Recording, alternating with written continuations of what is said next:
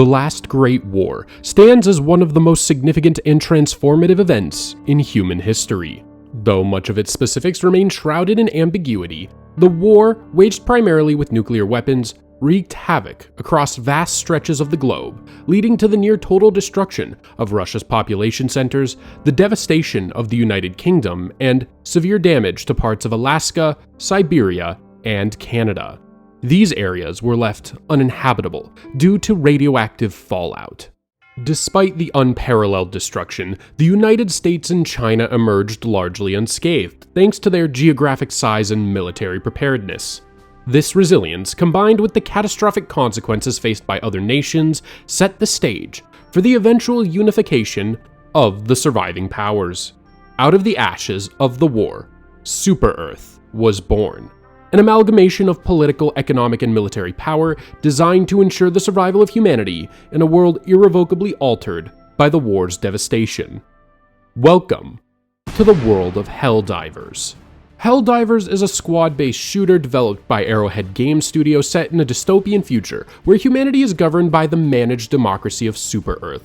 As part of the Super Earth Federation's elite Helldivers unit, players must cooperate to protect Super Earth and defeat mankind's enemies in intergalactic warfare. Helldivers is a top-down shooter released in 2015, while its sequel, Helldivers 2, is a third-person shooter, which was launched on February 8, 2024.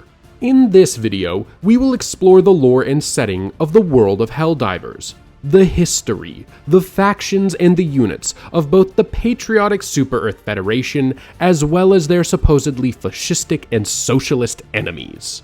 We will start by going over the history of both Helldivers 1 and 2, and then go over each faction alongside their individual units. The history of Helldivers is quite unique in that the result of large-scale player operations directly affects the direction of the galaxy-spanning story. Thus, the story is ongoing as of the publishing of this video.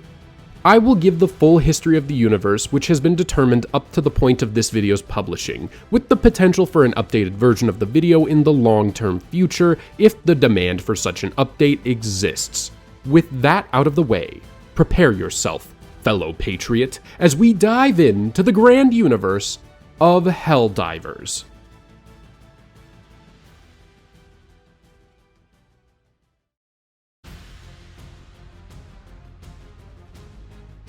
In the year 2084, Super Earth found itself in a precarious position, encircled and threatened by three distinct and hostile factions: the insect-like bugs, the mechanically augmented cyborgs, and the enigmatic Illuminates. The bugs, one of the first alien species encountered by Super Earth during its galactic expansion, were declared enemies of the state. The government labeled them a grave existential threat, citing their potential to end humanity as a whole. However, a curious and convenient discovery soon followed the declaration of war. The bodies of the bugs could be broken down into a valuable resource called Element 710. This resource became a significant asset for Super Earth, fueling the war effort and further justifying the continued extermination of the bugs. Despite there being no clear evidence that the bugs ever harbored hostile intentions toward humans, questioning the government's stance on the species was swiftly deemed treasonous. The conflict with the cyborgs began in the aftermath of a devastating attack in which a group of cyborgs detonate a large explosive in District 48, supposedly killing thousands of civilians. Super Earth responded with swift and violent retaliation, branding the perpetrators as terrorists. However, rumors began to circulate that Super Earth had long marginalized cybernetically augmented humans, subjecting them to oppressive policies and discrimination. In time, a movement emerged among the cyborgs, with many seeking independence from Super Earth and the formation of their own government. Therefore, the Federation, unwilling to allow such powerful groups to break away and potentially destabilize its control, deemed the cyborgs a threat to mankind. Despite these rumored peaceful intentions, the cyborgs were branded as enemies of the state and forced into a brutal conflict aimed at quashing their aspirations for autonomy. Meanwhile, the Illuminates, an ancient and enigmatic species, had been observing humanity for centuries. When they finally made contact, they offered peace and the possibility of cooperation. However, Super Earth's intelligence agencies soon uncovered that the Illuminates possessed technology far beyond anything humanity had developed up to that point. The Federation, perceiving this advanced technology as a direct challenge to its authority, declared the Illuminates a threat. Publicly, they were accused of harboring weapons of mass destruction, which were capable of wiping out humanity if left unchecked. But whispers amongst citizenry suggested that the true motivation for the war was far less altruistic, that the Federation's aim was to steal the Illuminate's technology for itself and to use it to cement its dominance in the galaxy. The war, which spanned nearly 4 decades, was long and brutal. Each of the 3 factions, the Bugs, the Cyborgs, and the Illuminates, fought fiercely for their survival and independence. But in the end, Super Earth emerged victorious, defeating each faction through a combination of military might, strategic alliances, and, in the case of the Illuminate, the theft of their advanced technology. While the Federation claimed the war was a fight for freedom and survival, its true motivations, domination, resource extraction, and technological supremacy, became increasingly apparent to those who lived through it. The Helldivers, the unsung heroes of the conflict, were instrumental in these victories, often deployed in the most dangerous and covert missions, carrying out orders that shaped the future of the galaxy and secured Super Earth's place at the top. The war's conclusion saw Super Earth solidify its position as the galaxy's dominant power, securing peace and stability across its territories. In the aftermath, the Helldivers, Super Earth's elite and feared task force, were dismissed, their mission now complete. With the Bugs and Cyborgs subdued, the remnants of these factions were subjected to harsh fates. The Cyborgs were captured and sent to labor in the mines of their homeworld Cyberstan, stripped of their autonomy and forced to work for their conquerors. The Bugs, whose bodies had proven invaluable for the production of Element 710, were placed in controlled environments, effectively farmed for their resource that had played a significant role in the war. Meanwhile, the Illuminate, once the most advanced civilization in the galaxy, were driven out of known space. Their superior technologies, including the coveted faster-than-light travel, were seized by Super Earth. This technology unlocked the stars for the Federation, giving Super Earth the ability to colonize distant planets, ushering in what came to be known as the Great Democratization. For nearly a century, this period of peace and prosperity flourished. The colonies established by Super Earth spread through the galaxy, and the ideals of freedom and democracy were promoted as the universal truth. It was a golden age, during which the Federation's influence expanded, its economy boomed, and its citizens were led to believe that their way of life was the ultimate expression of humanity's potential. Meanwhile, the Helldivers, once the embodiment of military might and brutality, faded into legend.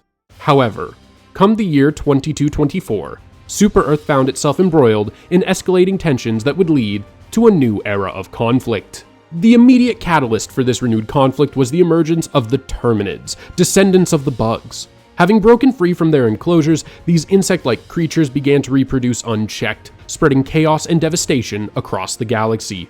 Super Earth's armed forces struggled to contain the outbreak, facing significant challenges in quarantining the Terminids on their designated farm planets. With military resources stretched thin, the threat they posed was growing increasingly dire.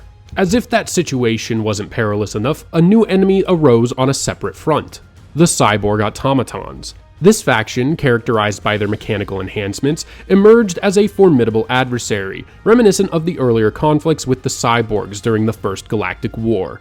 Their emergence added to the pressures faced by Super Earth, forcing the Federation into a corner. The combination of the Terminid threat and insurgent automatons necessitated a unified and forceful response. In this dire context, Super Earth had no choice but to reactivate the Helldivers.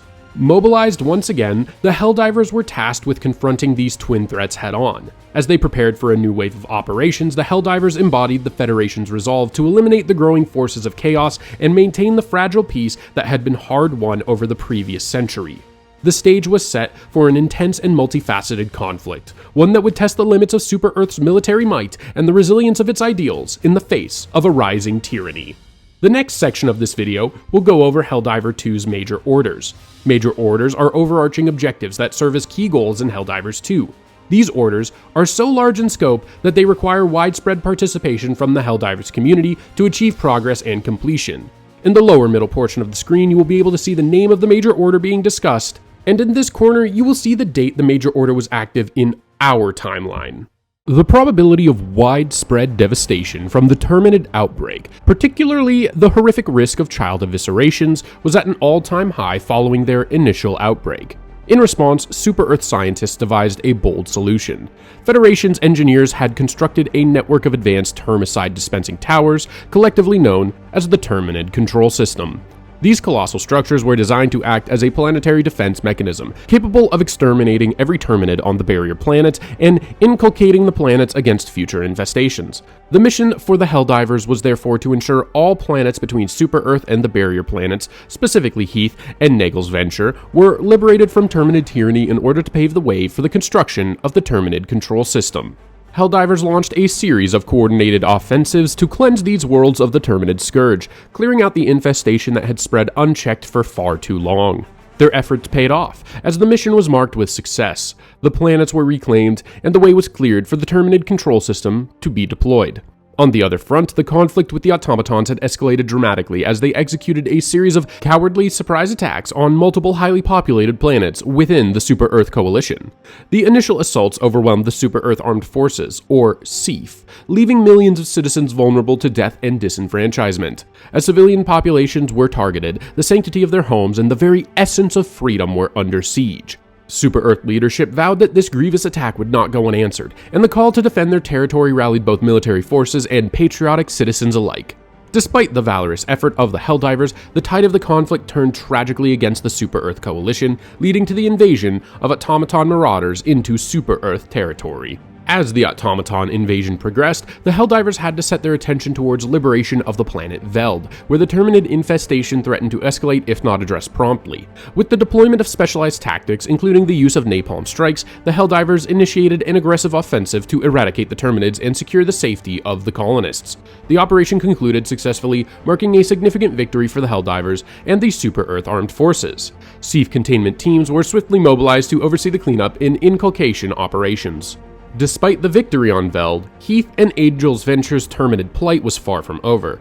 Swarms of Terminid spores overwhelmed the colonial militias stationed there, causing another outbreak. The relentless expansion of the Terminid hive seemed almost intent on dishonoring the sacrifice of the Helldivers who had previously liberated these worlds, many of whom had paid with their lives in the fight for freedom.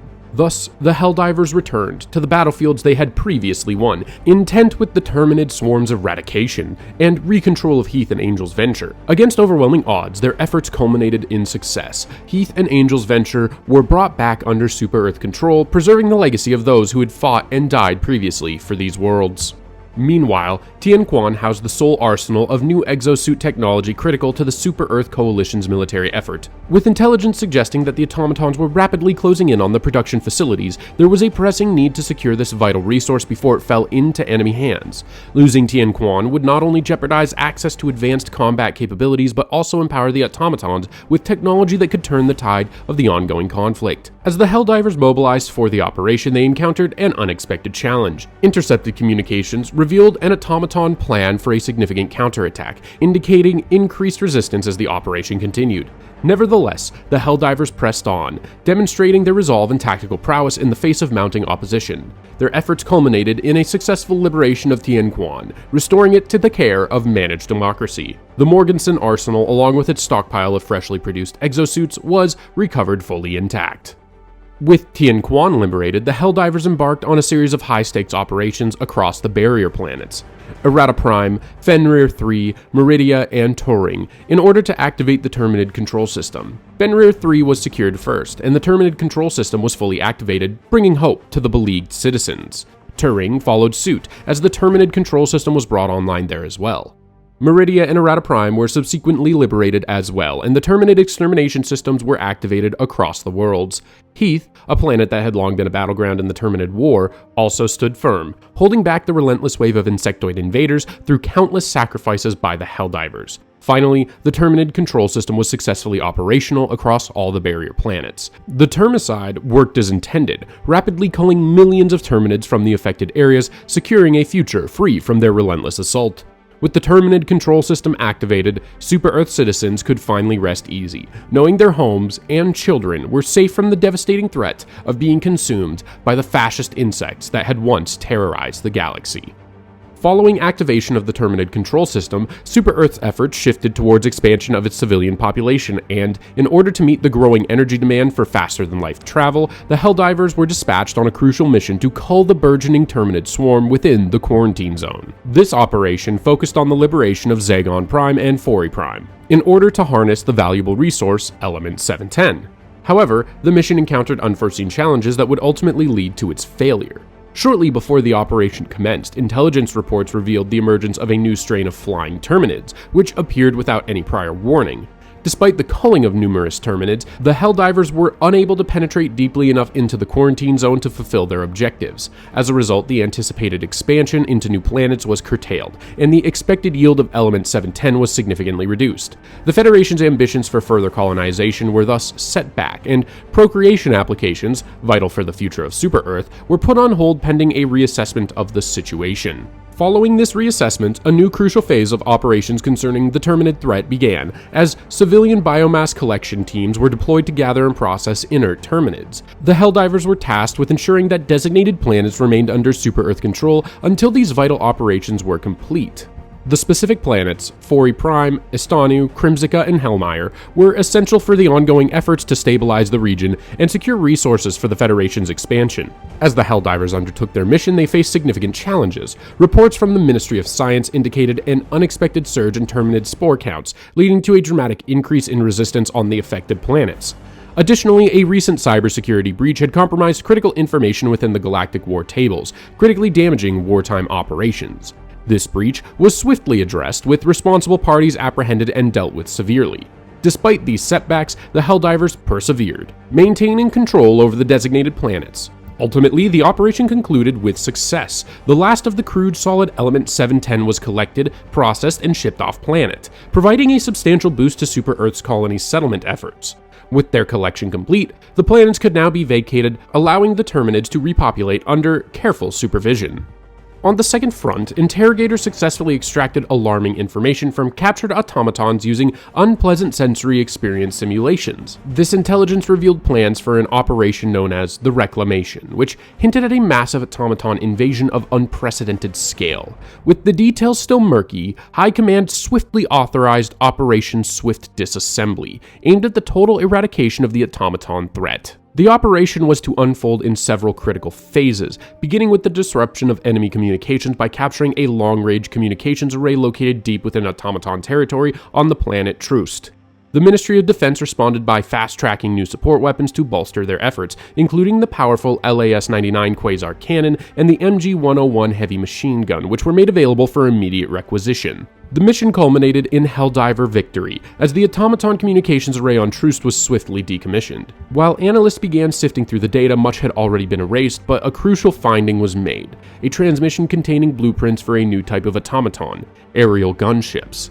This advanced warning allowed Super-Earth to preemptively construct its factories to accelerate the production of effective anti-air weaponry, preparing for the impending challenges that lay ahead. Super-Earth intelligence then identified Tibet as the primary planet responsible for producing automaton combatants. The liberation of Tibet was deemed essential not only to disrupt the enemy's abilities to replenish its ranks, but also to prevent the further exploitation of Tibet's natural resources, which were being siphoned by the automatons. Thus, liberation of Tibet would significantly hamper the enemy's war machine while preserving vital resources for future generations of Super-Earth citizens. However, the mission to liberate Tibet was met with fierce resistance. As the Helldivers advanced, intercepted communications revealed that the automatons had prepared in advance for a significant counterattack. Despite the best efforts of Super-Earth forces, the automatons managed to retain control over Tibet. Worse still, reports indicated that the enemy had already begun ramping up production on other worlds to compensate for the losses. The automatons' counteroffensive was likely imminent, and Super-Earth would have to adjust its plans accordingly to face an even greater challenge in the coming months. As key military objectives were being targeted, Malevolent Creek had fallen to the enemy in a devastating assault that saw millions of brave Super-Earth soldiers perish in defense of its rich resources. The automatons had since begun an occupation of the planet, mining its valuable rhodium deposits and desecrating the memory of its fallen heroes. In response, Super-Earth mobilized its forces for a critical mission: liberate Malevolent Creek and end the automatons' illegal occupation. This mission was not only about reclaiming resources, but also about avenging the fallen and restoring dignity to the heroes who had perished. and Super-Earth forces were indeed successful in their liberation of Malevolent Creek. Colonists who had once been driven from their homes now returned to the ruins, hopeful for a prosperous future. With the dawn of a new day, the planet was free, and the Fallen could finally rest in peace, knowing justice had been served. This victory was celebrated not only as a military achievement, but as a profound moment of collective memory and reverence for the fallen heroes who sacrificed much in the defense and liberation of this great planet. Thus, April 3rd was officially decreed as Malevolent Creek Memorial Day. This victory would provide the morale necessary for the Helldivers to continue the offensive against the Automatons, as well as motivation for vengeance from the Automatons. Therefore, the Automatons amassed their remaining resources for a large-scale counterattack aimed at retaking critical planets and stalling the progress of the Helldivers. If successful, this reinvasion could jeopardize Super-Earth's ability to eliminate the bots before their next phase of reinforcements arrived, potentially setting back the timeline for their destruction. However, the Helldivers held their ground, successfully repelling the Automaton counteroffensive. The key planets of the counterattack remained firmly under Super-Earth's control, with their resources drained and their offensive thwarted. The Automatons were forced to retreat, unable to sustain their large-scale assault. The final assault against the Automatons would mark the culmination of a long and brutal conflict for Super-Earth. Helldivers were mobilized for an all-out assault, with the mission to eradicate every Automaton-held world. The battle began with the liberation of Tibet, where critical factories were destroyed, crippling the enemy's ability to produce new combatants. This victory forced the enemy to stretch their remaining forces thinner, further hastening their defeat. With each planet liberated, Durgan and Maya among them, the Automatons were driven back further. In the end, the Automaton threat was fully eradicated, and with it, the looming specter of the Reclamation was extinguished. The galaxy was once again free from mechanical tyranny, with Super-Earth's citizens safe and the Fallen avenged. The war against the Automatons was decisively won. While SEAF teams continued to comb through the remnants of Automaton facilities, ensuring no further threats lingered, the bots were gone, and the reign of managed democracy had been preserved. Following the successful eradication of the Automatons and the containment of the Terminid infestation, Super-Earth found itself at a pivotal moment in its history. The brutal wars and the hardships that followed had taken a toll on its citizens, but with the major threats neutralized, the Federation could now focus on building a brighter and more prosperous future. The next step in this vision was the construction of E710 farms, a critical development designed to further secure humanity's economic and environmental future. The plan was straightforward but ambitious. Establish E710 farms where Terminids would be raised in controlled, spacious enclosures, enhanced with the latest nutritional supplements and overseen by strict supervision. These farms would not only provide a reliable source of element 710, but also usher in a new era of resource management, safety, and economic stability. The Helldivers were tasked with clearing the way for the construction of these vital facilities by liberating the planets of Hellmire, Istanu, and Crimsica. Thanks to the efforts of the Helldivers, the operation was a resounding success, and construction began on the first of many Terminid enrichment and extraction centers. These new facilities would incorporate cutting-edge security measures, refined E710 extraction processes, and accelerating growth additives to optimize Terminid farming. With the successful clearance of these planets, the typical 180-day procreation review process was reinstated, marking the beginning of a new era for Super-Earth. However, victory and celebration were short-lived for the Helldivers in Super-Earth because, in an unprecedented and catastrophic turn of events, the Automaton Legion launched a full-scale invasion of Super-Earth territories, revealing the true extent of their military might. This attack, which came to be known as the Reclamation, unfolded with terrifying speed and precision. Unlike the smaller skirmish-like incursions that had plagued the Federation in the past, this invasion fleet dwarfed the previous Automaton forces. Tens of thousands of warships descended upon the Valdis sector, and in mere hours, nearly every planet in the sector had fallen to the relentless onslaught. The speed of the attack was compounded by a crippling delay in communications which had been compromised by a series of targeted strikes on planetary networks. The Federation's ability to organize an effective defense was severely hampered, and despite the quick mobilization of SEAF reserves, it became clear that the full extent of the Automaton threat had been vastly underestimated. Helldivers were immediately deployed to slow the advance. However, despite their valiant efforts, the Helldivers were unable to halt the momentum of the Automaton war machine. The invasion fleet was overwhelming, and the Reclamation moved forward with a brutal efficiency, Planet after planet fell under automaton control, with the once beautiful worlds of the Valdis sector becoming nothing more than battlefields and graveyards. Despite the heroic defense mounted by the Helldivers, the odds were insurmountable. Colonists were either driven from their homes or slaughtered, their votes and voices silenced forever. In a final, desperate effort to bolster the Federation's defenses, Super Destroyer fleets were upgraded with Level 4 modules, a cutting-edge technology developed by Super Earth's top defense contractors. These upgrades were expected to significantly enhance the firepower and resilience of the Federation's fleet. But even with these enhancements, the automaton onslaught was too great. The reclamation had begun in full force, and the Federation was reeling from the devastation.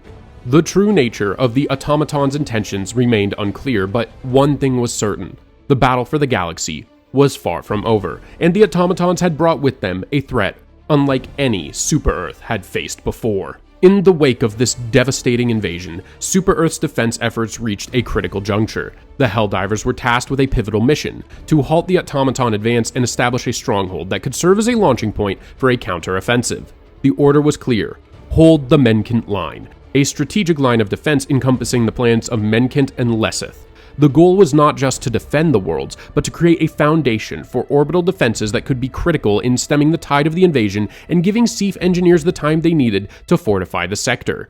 The operation was a hard-fought success. The Helldivers fought tooth and nail, successfully establishing the defensive line that would serve as a barrier against the automaton fleet. These installations were quickly augmented by SEAF and civilian laborers working tirelessly to bolster their capabilities. Additionally, the SEAF Forward Command Base at Vernon Wells was activated, ensuring a steady flow of recruits and supplies to reinforce the front lines. In response, the automaton fleet sought to punch through the established Menkent line, targeting a single planet, Marfark.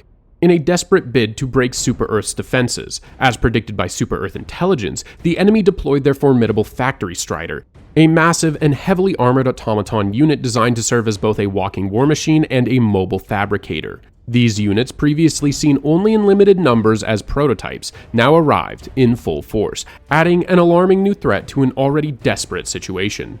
Despite the enemy's superior numbers and new weaponry, Marfark was held. The Helldivers managed to hold the line against the automaton fleet, and the Factory Striders were neutralized through a combination of precise coordination and relentless aggression.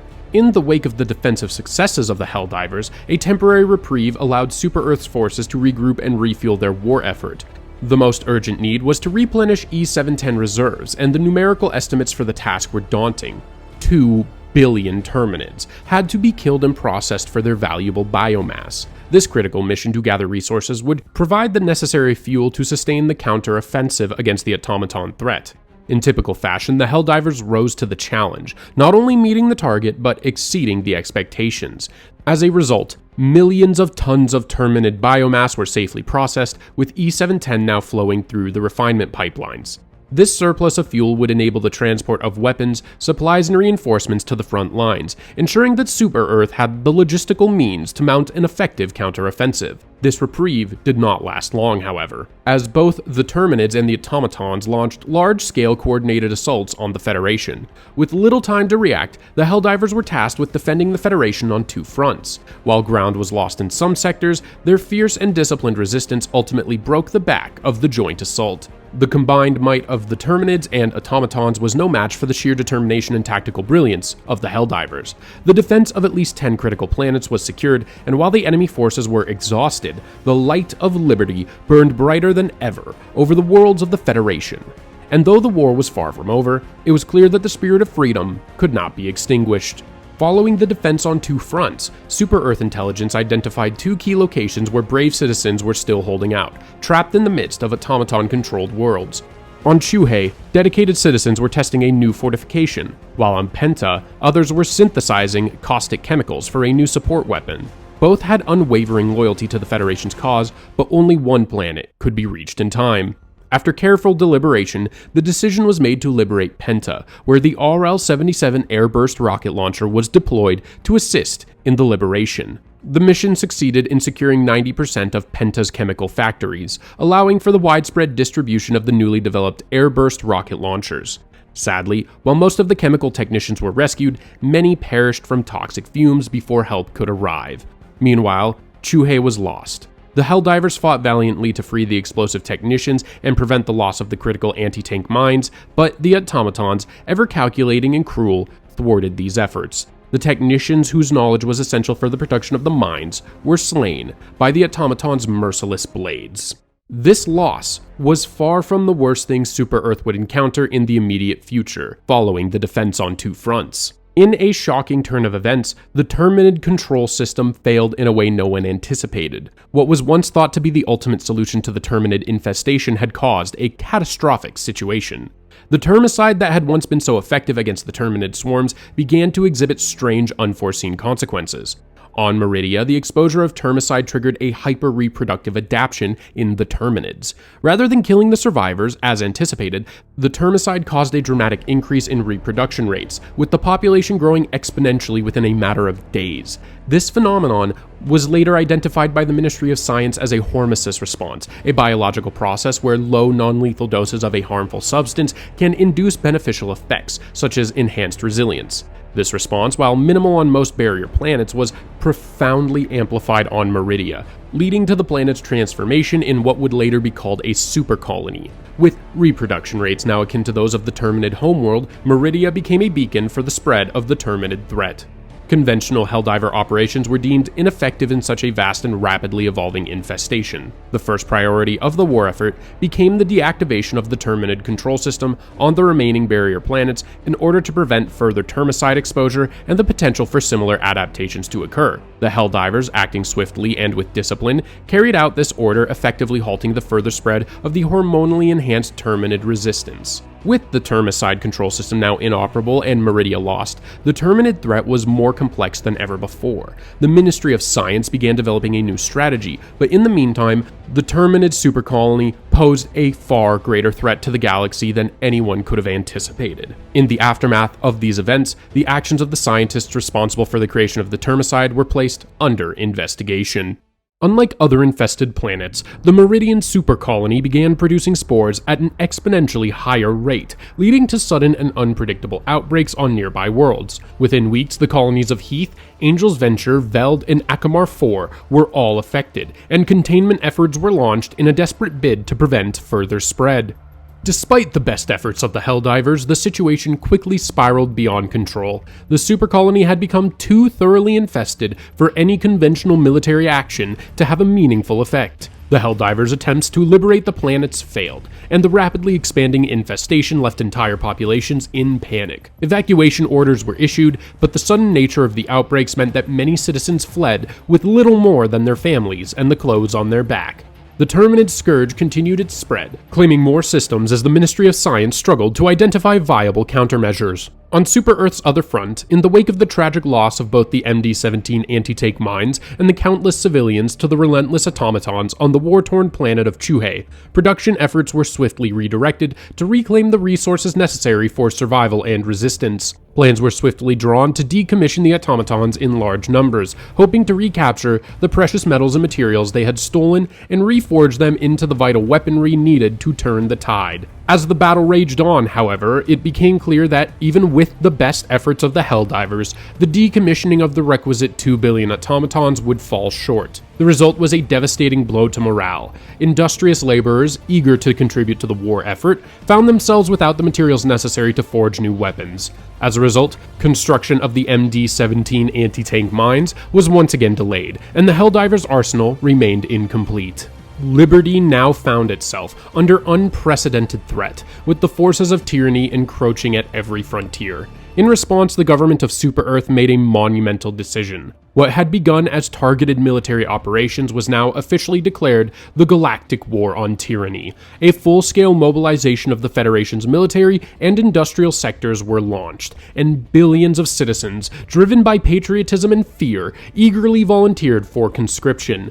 The construction of massive new training facilities was swiftly authorized across a select number of lightly populated planets.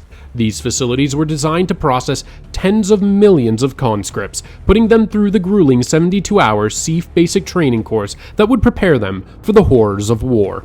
The Helldivers were tasked with an essential mission to secure and hold these planets long enough for the construction of the SEAF training facilities to be completed. The fate of the new recruits, and by extension the war effort, depended on the Helldivers' success. Planets like Acer Pass, Vernon Wells, Heath, and Angel's Venture were chosen. The Helldivers were forced to fend off relentless attacks from the enemy, ensuring that the planets remained under Super Earth's control. As the battle raged on, their efforts proved triumphant. The facilities were completed, and the first class of recruits was successfully trained. With their newly acquired skills in rifle operation, mobility, and obedience, these new soldiers were now ready to take the fight to the enemies of liberty. With patriotic fervor running high, citizens from all walks of life had volunteered for frontline duty or filled critical roles on the munitions lines, keeping the war machine in motion. The government, eager to reward this dedication and fortify the resolve of its people, ordered a monumental task for the Helldivers: to slay or dismantle an unprecedented number of enemies.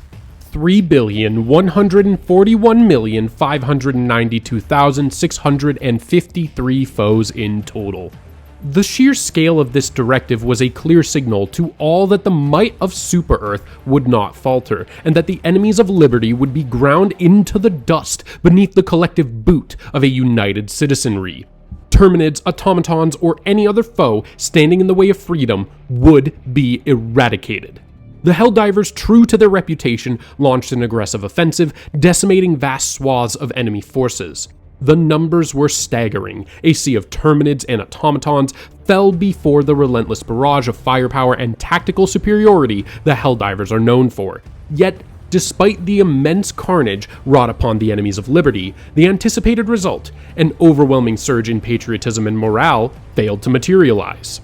The citizens of Super Earth, already deeply committed to the war effort, were unmoved by the scale of the slaughter. Their loyalty and resolve had already reached unprecedented levels, and their expectations of the Helldivers' prowess were so high that even a victory on such a monumental scale was seen as simply another day at the office in the fight for freedom. The intended goal of stoking great enthusiasm for the war was not achieved, though this in itself spoke volumes about the unwavering faith of the Federation's citizens.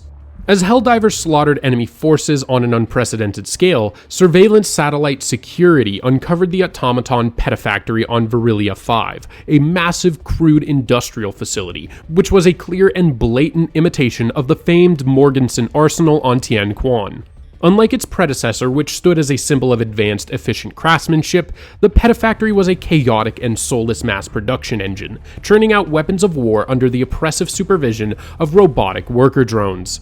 These drones, forcibly enslaved to an endless cycle of labor, were a testament to the automaton's totalitarian ambitions.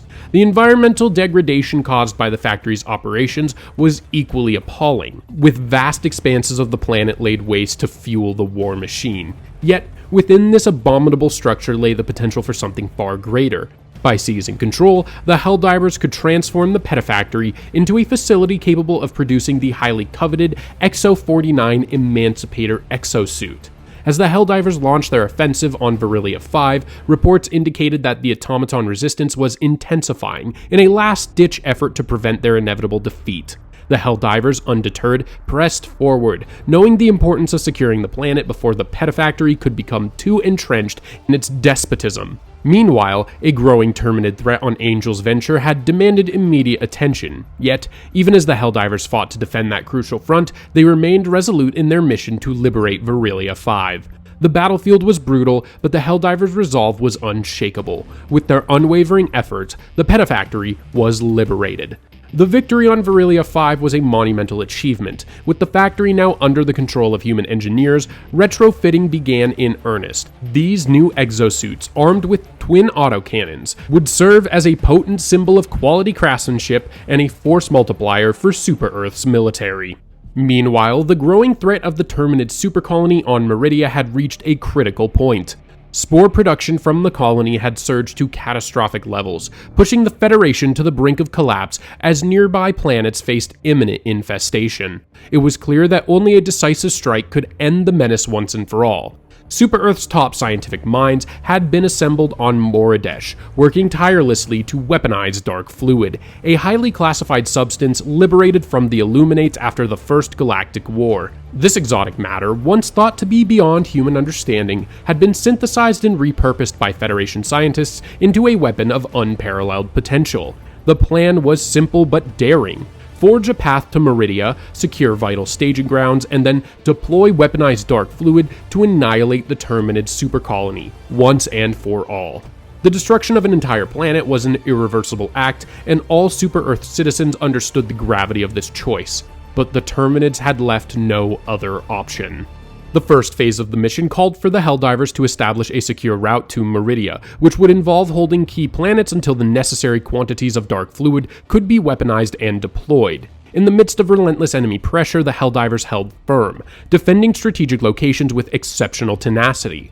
The Terminid threat remained severe, with infestation spreading rapidly, and the Automatons continued their unjust invasion of Federation territory. Despite the urgent situations at hand, including the Terminid attack on Heath and the rising threat on Meridia itself, the Helldivers' relentless defense allowed Super-Earth to maintain a foothold long enough for the deployment of the weaponized payloads of dark fluid. With these payloads now operational, they were deployed across the Super Destroyer fleet, making the strike on the Terminid supercolony inevitable. The path to Meridia was now clear, and with the weaponization of dark fluid complete, Liberty's greatest weapon was in place. The Terminid supercolony on Meridia was about to face its end. Phase 2 of the operation began shortly afterwards. Phase 2 required Helldivers to deploy the payloads and ensure that the critical mass of dark fluid, enough to implode the planet, was reached before the Moridesh research facility exhausted its ability to manufacture the substance. The Helldivers, bolstered by patriotically inspired citizens who had supported the effort with homemade napalm to augment their loadouts, plunged into the fray. The first signs of success came quickly. Scientists from Moridesh noted a decrease in Terminid activity on the supercolony, indicating that the dark fluid had begun to take effect. Microbubbles were forming beneath the planet's crust, destabilizing the surface and disrupting Terminid hives. The planetary tectonic integrity was crumbling, and with it the foundation of the supercolony itself. The final stages of the operation were harrowing, as the Helldivers raced to ensure the last payloads of dark fluid were deployed before the planet's collapsing infrastructure could implode. And the eruption of dark fluid's full force triggered the anticipated effect. Meridia was consumed, its entire mass collapsing inward to form a black hole. The Terminid supercolony was no more. A massive gravitational pull now emanated from the heart of the collapsing planet, drawing in every Terminid spore within several billion kilometers. Interstellar spore levels across nearby systems plummeted, signaling the success of the mission. Though the Terminids still plagued the galaxy, their ability to spread with the devastating acceleration provided by their supercolony had been curtailed. Containment was once again possible. The Moridesh research facility was decommissioned, its dark fluid stores fully depleted after the completion of the Moridesh project. The tireless scientists who had made the breakthrough that saved the galaxy were awarded the Super Citizenship Medal of Freedom.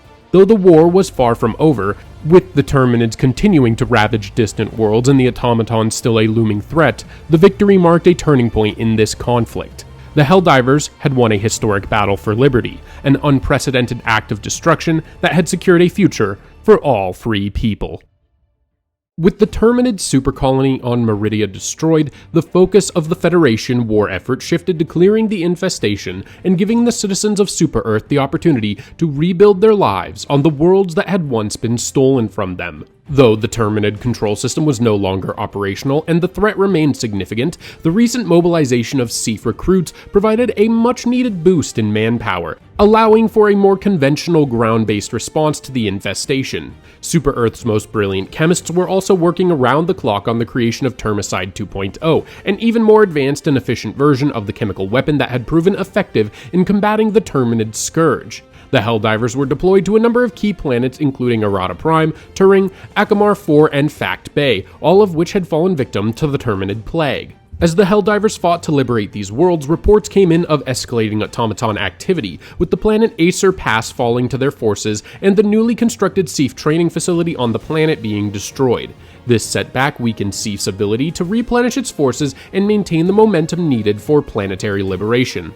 But the Helldivers pressed on undeterred. They successfully cleared the Terminid infestation on the targeted planets, reversing much of the devastation wrought by the supercolony. With the Terminid scourge cleared from several key worlds, resettlement efforts could finally begin, allowing citizens to return to the homes they had once been forced to abandon. While the galaxy had been distracted by the overwhelming Terminid threat, the Automaton had continued their ruthless expansion, conquering world after world and seizing control of vast quantities of resources. Critical gaps remained in Federation intelligence as well, particularly concerning the origins of the invasion fleet and the inexplicable focus of Automaton information sources on the planet Cyberstan. It was a mystery that demanded answers. To unlock these secrets, analysts identified a high-value target deep within Automaton territory, a massive data center, codenamed Database 1, that contained encrypted intelligence crucial to understanding the Automaton's plans. The center was highly fortified, surrounded by layers of protection designed to keep its secrets hidden. The Helldivers were ordered to liberate the planet Wasat, capture Database 1, and allow cyber warfare specialists to extract the intelligence stored there. A swift and direct assault was necessary, and High Command provided the route to Wasat through the neighboring system of Wezen and Vega Bay, streamlining the Helldivers' approach to the heart of enemy territory. Despite heavy Automaton resistance, the Helldivers pressed forward, cutting through the enemy's defenses and securing control of the target planet. With Database 1 finally in their hands, cyber warfare specialists wasted no time in breaching the robust encryption. What they uncovered was a treasure trove of data, much of which would take months to fully decode. However, early analysis revealed a critical piece of information. The Automatons were planning a massive terraforming project on Cyberstan. The decoded data also revealed other cryptic references to keywords like Vessel 00, Nucleus, and the Final Collective. None of which were fully understood yet, but each hinted at a larger and more ominous objective. With the initial intel in hand, it became clear that the next strategic target in the war against the Automatons would be Cyberstan. The Federation now had a foothold in enemy territory, and with more intelligence to be uncovered from Database 1, the Helldivers were poised to dismantle the Automaton threat, piece by piece. The Automaton occupation of vital Federation territories, however, continued to wreak havoc, and in response to urgent requests for aid reached High Command. The first came from Vernon Wells, where a distress call described thousands of civilian survivors trapped in the collapsed remains of Super Citizen Ann's Hospital for Very Sick Children. With food and water supplies running dangerously low, the survival of so many civilians, especially the 4,311 critically ill children, would be nothing short of miraculous. Meanwhile, on Marfark, intercepted Automaton communications had pinpointed a critical explosives repository containing materials stolen during the initial invasion of Chuhey. These explosives were essential for the creation of MD-17 anti-tank mines, which were badly needed in the ongoing war effort. However, time was short. Only one of these two critical missions could be completed in time to ensure success. The Helldivers were entrusted with the task of deciding which mission to prioritize: the rescue of innocent civilians or the recovery of critical materials. In the end, the Helldivers chose to prioritize the rescue of the trapped civilians on Vernon Wells. The decision was made with the understanding that while the materials on Marfark were crucial for the war, saving lives, especially those of the Federation's most vulnerable citizens, was an imperative that could not be ignored. Upon the arrival on Vernon Wells, the Helldivers were able to clear the debris and secure the safety of the hospital's civilian occupants. Against all odds, the majority of the trapped civilians, including all of the children, were found alive. Rescue operations were swiftly initiated, and the children were evacuated to safety, with many en route to Super Citizen Mary's Hospital for Tragically Ill Youths, where they could receive the best medical care available. The children, deeply moved by the heroic actions of the Helldivers, made an inspiring gesture of gratitude. All 4,311 signed MOD Form 11 intent to enlist forms, vowing to join the ranks of CEF once they were of age, carrying forward the spirit of valor and sacrifice that had saved their lives. While the Automaton forces had successfully moved the critical materials and shuttered the MD-17 anti-tank mine factories, the Federation could take pride in knowing that the lives of many innocent citizens had been spared. Following the heroic success of the Helldivers on Vernon Wells, High Command issued a strategic directive to deploy Helldivers to purge the Terminid swarms from the Mirren and Draco sectors. These regions were deemed crucial to Super Earth's future, both for military security and as potential zones for citizen resettlement. The newly developed Hivebreaker drill, a repurposed version of the tectonic drill previously used in the Super Colony operation, was now Super Earth's best tool for the task. With the ability to target Terminid nurseries deep beneath the surface, the Helldivers would deploy nuclear devices to eradicate millions of larvae before they could mature into the devastating creatures that had already ravaged many worlds. In the designated battle zones, Hellmire, Nivel 43, Istanu, Crimsica, and Fori Prime, Helldivers began making quick work of the colonies. Equipped with the newly authorized FLAM-40 flamethrower, the Helldivers advanced through the infested regions with overwhelming firepower, clearing out subterranean Terminid nurseries and rendering the planet's surface and air safe for future settlement. The Hivebreaker drill proved to be a resounding success. Despite an initial surge in interstellar spore emissions, likely a last-ditch survival adaptation by the Terminids, Helldivers maintained unyielding pressure. The offensive did not falter, and the operation succeeded in eradicating the heart of the infestation. The planets were then reclaimed by Super-Earth citizens, contributing to the long-term prosperity and expansion of the Federation. As Terminid outbreaks were neutralized, renewed incursions by the Automatons into the Tsar's sector began. These incursions threatened not only the integrity of the sector, but the sacred memorial of Malevolent Creek. Super-Earth forces, bolstered by the temporary authorization of the ACA autocannon, mobilized quickly to repel the enemy. The battle that followed saw the Automatons' advance halted across key planetary positions, ensuring that these worlds remained securely under Super-Earth control as the operation drew to a close. The Automatons, whose once dominant factories had lain dormant for years, were denied the opportunity to revive their operations, securing both a tactical and symbolic victory. The heroes who had fallen at Malevolent Creek were honored with the peace of knowing their sacrifices were not in vain. For now, the Automatons would not advance further into the region. Victory was short-lived though, as the relentless expansion of the Terminids, driven by their insatiable hunger for new worlds, continued to threaten Super-Earth's ambition in the Falstaff and Jinji sector. Following the successful expulsion of the insectoid menace from the Mirren and Draco sectors, the Terminids had rapidly spread to these new regions, areas long marked by the Ministry of Expansion for colonization and democratic settlement. Considering unprovoked infestations came on the heels of recent devastating hive annihilation actions, some analysts speculated a potential connection between the two events. The prevailing theory was that the Terminids' new behavior stemmed from a random mutation, further complicating efforts to predict and control their spread. In response, Super-Earth forces, supported by the elite Helldivers, launched a critical counteroffensive to prevent the Terminids from gaining a foothold on the pristine worlds of Ursan Sands, Boar Rock, Pandian 24, Fact Bay, and Akamar 4. Despite outbreaks occurring in the Jinji sector, linked to large-scale spore dispersals from adjacent worlds, swift action by the Helldivers contained the threat before it could spread uncontrollably. The campaign, though taxing, was ultimately a success. While some worlds in the Jinji and Falstaff sectors now bear the scars of Terminid infestation, many of the designated colonization planets remained largely untouched, preserving their potential for future settlement. Despite the Federation's recent victories, all was not well in the Ymir sector. In this sector, the planet X-45, once the site of an advanced weapons lab from the First Galactic War, held the blueprints for an interplanetary battle station that could tip the balance of power in the galaxy. After years of being abandoned due to lethal radiation levels, the planet had recently become safe for excavation, and the plans for the powerful weapon were in the process of being unearthed. However, the Automatons had caught wind of the lab's significance, likely through malicious cyber attacks designed to disrupt Super-Earth's efforts. They seized the opportunity, launching a concerted push to break through the Ymir sector's defenses and rout the forces stationed at Acer Pass. Despite the best efforts of Seif, the Automatons succeeded in capturing Acer Pass, reducing the chances of linking up with the cut-off forces in the sector.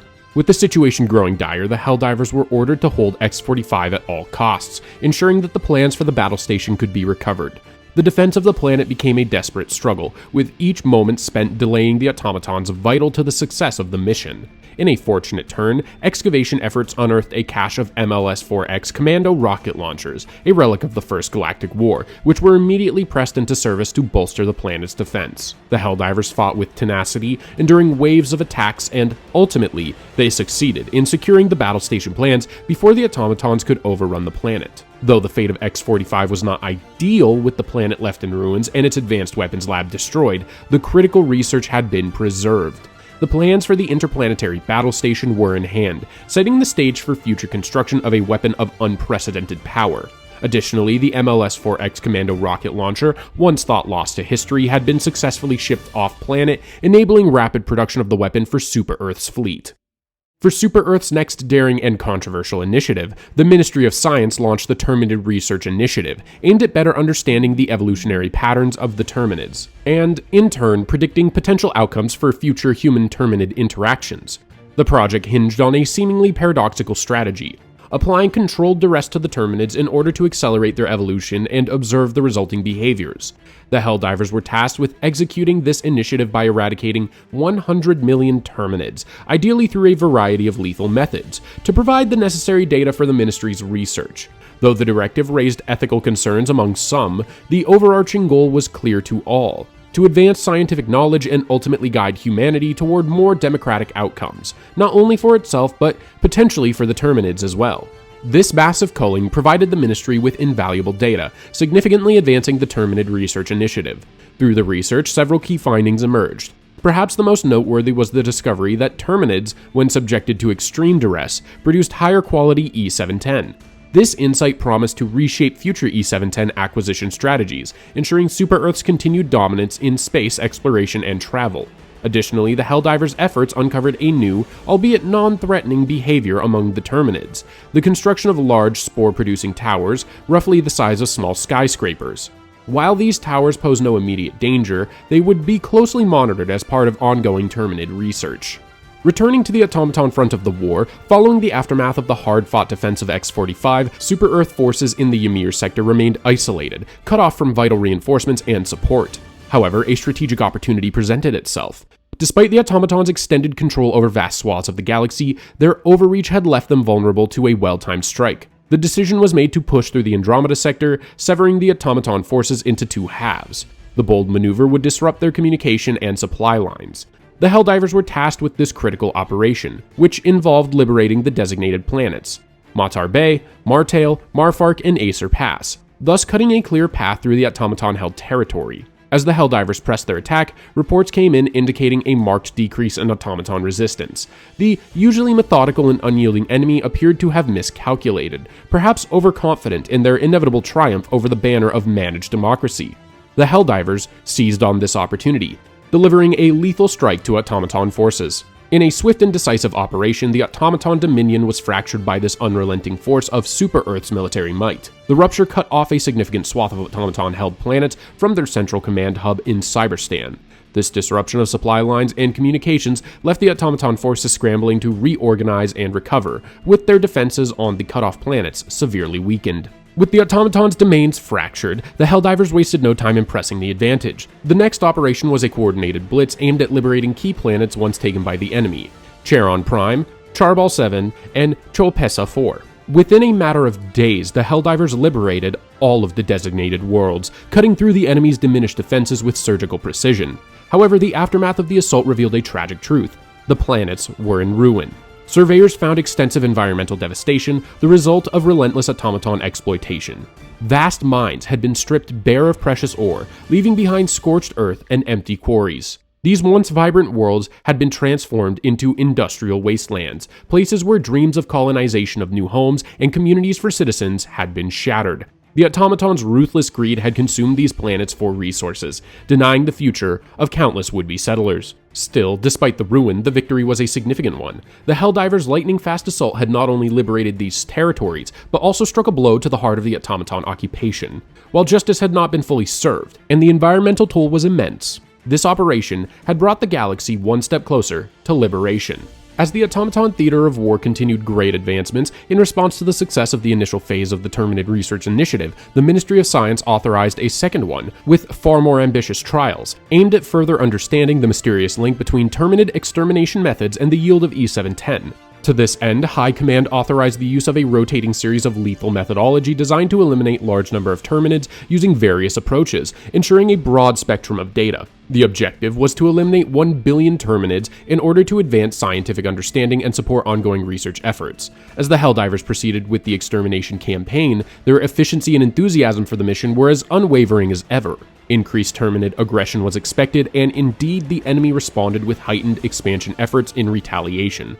Despite these challenges, the Helldivers remained focused, pushing through waves of resistance to meet the target. In the meantime, a cybersecurity update caused a brief but disruptive outage in destroyer surveillance systems, leaving personnel to manually record their actions until repairs were made. At the conclusion of the operation, the results were deemed a resounding success. The Ministry of Science now had an extensive trove of data to continue its research, although the trial did not yield the anticipated breakthrough in terms of a clear connection between extermination methods and E710 production. No single method appeared to outperform the others in producing higher E710 yields. Nevertheless, the vast data set accumulated over the course of the trial proved invaluable. More unexpectedly, a new phenomenon emerged from the data. The frequency of Terminid mutations seemed to decrease as the proximity to Super-Earth increased. The finding suggests that the genetic variation in Terminid populations may not be randomly occurring, but are instead tied to deep-rooted sources within Terminid-controlled space. The precise cause of this anomaly remains unclear, and further investigation was required. Meanwhile, in the wake of the Helldivers' successful liberation of key territories, the Automaton forces, though fractured, had proven resilient. The threat posed by their new orbital weaponry, the orbital cannons, now loomed large. These massive platforms stationed across automaton-controlled planets had been used to disrupt SEAF air superiority, targeting super-Earth fleets and delaying extractions. The cannons, designed to operate as a linked system across multiple worlds, presented a new challenge in the ongoing effort to reclaim occupied territories. Fortunately, intelligence revealed a critical vulnerability. Liberating any one of the automaton planets would destabilize the targeting system, allowing a temporary return to standard extraction times. A second plan of action suggested that if 2 planets were liberated in quick succession, within 12 hours, the system would enter a severe state of disruption, yielding even shorter extraction times. With this intelligence in hand, the Helldivers were tasked with a high-risk operation: liberate the designated planets Wasat, Vega Bay, Wezin, Virilia 5, and Ustodu, while facing the direct threat of the orbital cannons. Despite the determination and sacrifice of millions of Helldivers, the operation ultimately failed. The Automaton's orbital cannon network proved more resilient than anticipated, with the cannons continuing to rain down hellfire on Helldiver forces, prolonging extractions and undermining war efforts. The cost of the failure was staggering, as countless Helldivers gave their lives in the attempt to break the enemy's stranglehold on Federation worlds. While the pilot shortages caused by these sustained operations had been addressed, the failure to disrupt the orbital cannon systems had marked a painful setback. Following a directive issued by High Command, the Helldivers were tasked with completing an efficacy review of available mines to assess their effectiveness in eliminating Liberty's enemies. They were tasked with eliminating 1.5 billion adversaries using the current arsenal of mine-based tactics. If the Helldivers failed to meet the target, High Command would authorize the urgent production of anti-tank mines as an addition to the Helldivers' weaponry. The review was seen as crucial as the current mine system had not been fully tested in such large-scale engagements. Should the Helldivers succeed, the status quo would be maintained and no additional weapons would be deemed necessary at that time. The operation commenced with the typical dedication expected from the Helldivers, who sought to leverage the current mines to their maximum potential. However, despite their relentless efforts, the mission fell short of the target. The arsenal, while effective in certain scenarios, proved inadequate for the scale of enemy resistance faced during the engagement, revealing significant gaps in existing mine strategies, particularly encountering heavier armored forces and rapidly moving targets. As a result, High Command made the decision to approve the immediate production of anti-tank mines on a large scale. These mines, designed to deal with increasingly well-armored and mobile enemy units, were rolled out fleet-wide in short order. However, the decision came at a significant cost. The funds required for their mass production diverted resources previously allocated for critical infrastructure projects, notably the much-needed schoolyard air quality improvement initiatives. Reports then began to surface of an overwhelming Terminid incursion on Sakaro 3. Initial assessments from SEAF indicated a strange new breed of Terminid. However, it was suspected that such claims were likely the result of poor training and overzealous reporting. Nonetheless, the scale of the assault was undeniable. The presence of the so-called new variants led to heightened concerns, and an urgent response was ordered from the elite Helldivers. Their mission was twofold: to eliminate the Terminid infestation on Sakaro 3 and to prevent the spread of any potential new threats to neighboring systems. The Helldivers' orders included the eradication of 500 million Terminids on Sakaro 3, as well as the liberation of Esker and Boar Rock, which had fallen under siege. Complicating matters was the detection of an unusual interstellar phenomenon, a massive Terminid spore cloud. Unlike anything previously encountered, Spanning several light years, the cloud's sheer size and density was staggering. While Terminids were known to send spores between planets, nothing of this magnitude had been observed before. As the situation unfolded, it became clear that the spore cloud had played a pivotal role in the Terminid surge on Sakaro 3. Genetic analysis of the spores indicated a connection to these new Terminid variants, supporting the theory that the cloud was not merely a passive element but perhaps the source of the mutation. As the Helldivers began their operations, the bombardment of the embattled planets led to the collapse of several Terminid hives, weakening resistance and offering a temporary respite. However, even as they secured victory on the ground, the expanding spore cloud, dubbed the Gloom, remained a pressing threat, one that could not be easily eradicated. In the face of the growing threat posed by the Gloom and the relentless expansion of Terminid forces, the Federation found itself confronted with a precarious dilemma. The interstellar spore cloud continued to accelerate the Terminid spread, pushing the once-contained infestation towards new planets at an alarming rate. Yet, despite the urgency of this threat, the Federation could not afford to neglect the lingering menace of the Automatons, whose territorial annexations had steadily encroached upon Federation space.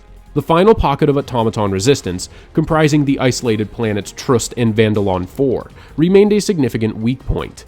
If the Helldivers did not act swiftly to liberate these planets, the machines would reinforce their positions and further entrench their hold. Tasked with securing the automaton pocket and staving off the spread of Terminids, the Helldivers fought with unyielding determination to protect both Federation territory and its future. The outcome was nothing short of remarkable. The Helldivers succeeded in liberating Trust and Vandalon 4 while holding back 5 major attacks from the Terminids. The last remnants of automaton resistance in the Trigon sector were wiped out in a series of decisive strikes, and citizens across the Federation celebrated their hard-won victory, burning scrap metal in symbolic defiance of the machine's oppression. Despite the hard-won victory, the relentless spread of the Gloom continued to suffocate Terminid space, and the Federation faced a dire situation. The vast, impenetrable cloud of Terminid spores had now claimed entire star systems, and every vessel sent into the Gloom, whether manned or unmanned, had failed to return, ceasing all radio contact within minutes. The cloud, mysterious and deadly, was an enigma that could not be ignored. The Helldivers, ever the Federation's last line of defense, were tasked with a critical mission to procure viable Terminid samples from planets on the fringes of the Gloom, so that the scientists could study the composition of the spores and determine a potential strategy for combating the spread of the Terminid plague. The Helldivers' objective was to extract 45 million common Terminid samples from the planet Nivell 43, along with smaller batches of rare samples. These samples would provide the necessary material for an in-depth study into the nature of the Gloom and its connection to the accelerating Terminid mutations. True to form, the Helldivers completed their mission, securing the samples and ensuring the safe transport back to the Federation laboratories. However, despite their success, complications soon arose. Upon arrival, Super Earth High Command detected a batch of counterfeit samples within the most recent delivery. Though the majority of Helldivers performed their duty honorably, a small group had attempted to falsify their findings, submitting fake samples. As per Federation policy, those responsible for the deceit were swiftly dealt with, punished by the execution of their pet fish, a harsh but symbolic reminder of the gravity of the mission. The consequences of this deceit were far-reaching. Laboratories across Super-Earth space were now faced with the arduous task of filtering out the false samples, a process that significantly delayed research into the Gloom.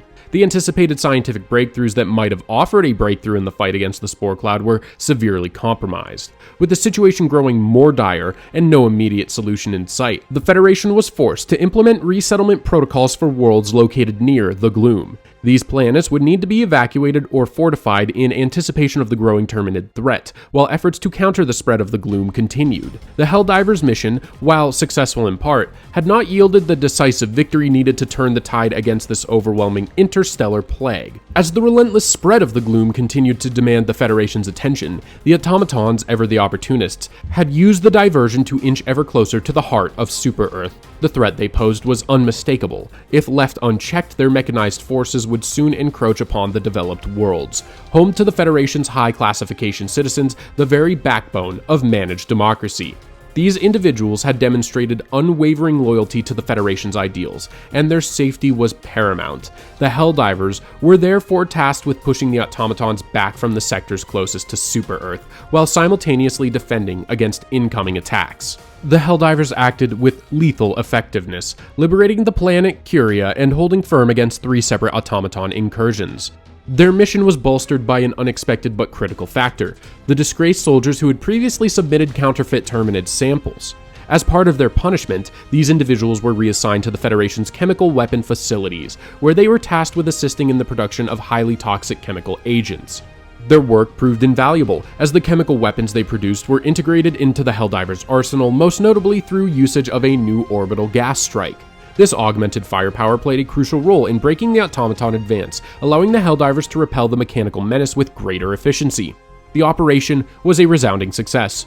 The automatons were pushed back from critical sectors surrounding Super-Earth, ensuring the safety of the Federation's elite citizens and safeguarding their dedication to the ideals of managed democracy. As for the soldiers who had once betrayed their comrades, their debt to the Federation was considered repaid in full. Having completed their laborious task in the chemical weapons facility, they were granted a fresh start. New roles within the Federation, their slates wiped clean. Their actions had not only contributed to the defense of Super-Earth, but it also demonstrated that, even in the face of failure, there could be redemption through service. Still, the Federation found itself in a race against time as the Gloom continued its relentless expansion across Terminid space. Despite the valiant efforts of scientists, hindered by the need to filter out counterfeit samples, little had been learned about the true nature of the spore cloud. The Gloom now spanned nearly a dozen star systems, and its growth showed no signs of abating.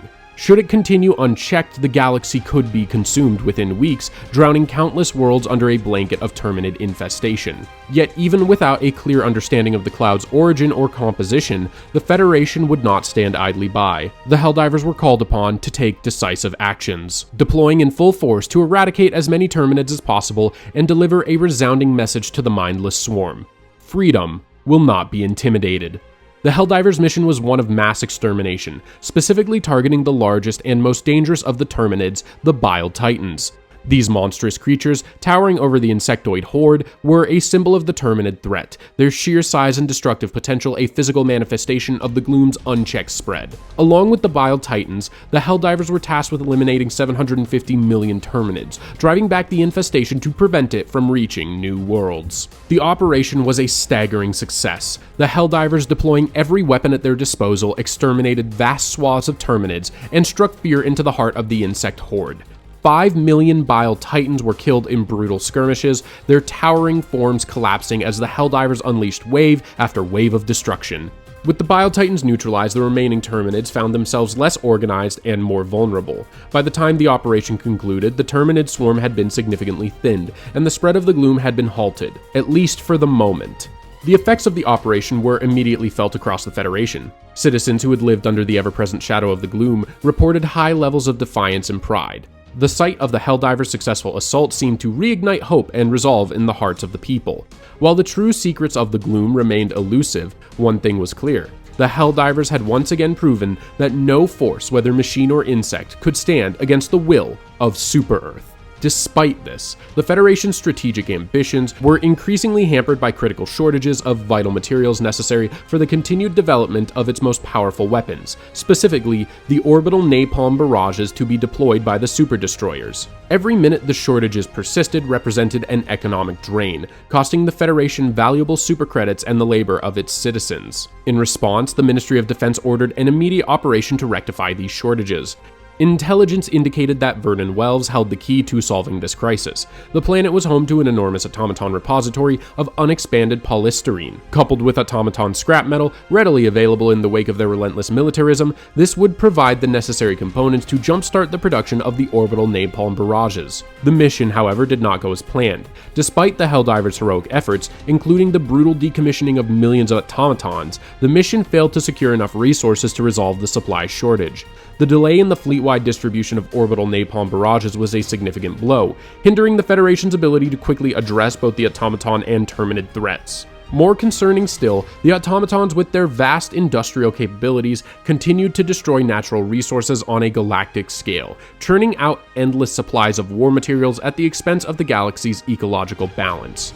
Left unchecked, these machines threatened to consume all the natural treasures of the galaxy, reducing planets to nothing more than smoldering husks of ash and metal. All the while, the Terminid outbreak that surged from the Gloom into the Jinji sector represented a critical challenge for the Federation. With colonies only weeks old, these newly established worlds were vital to the future prosperity of Super-Earth. Their loss would not only set back the Federation's ambitions, but would also deal a devastating blow to the families who had recently made these planets their homes.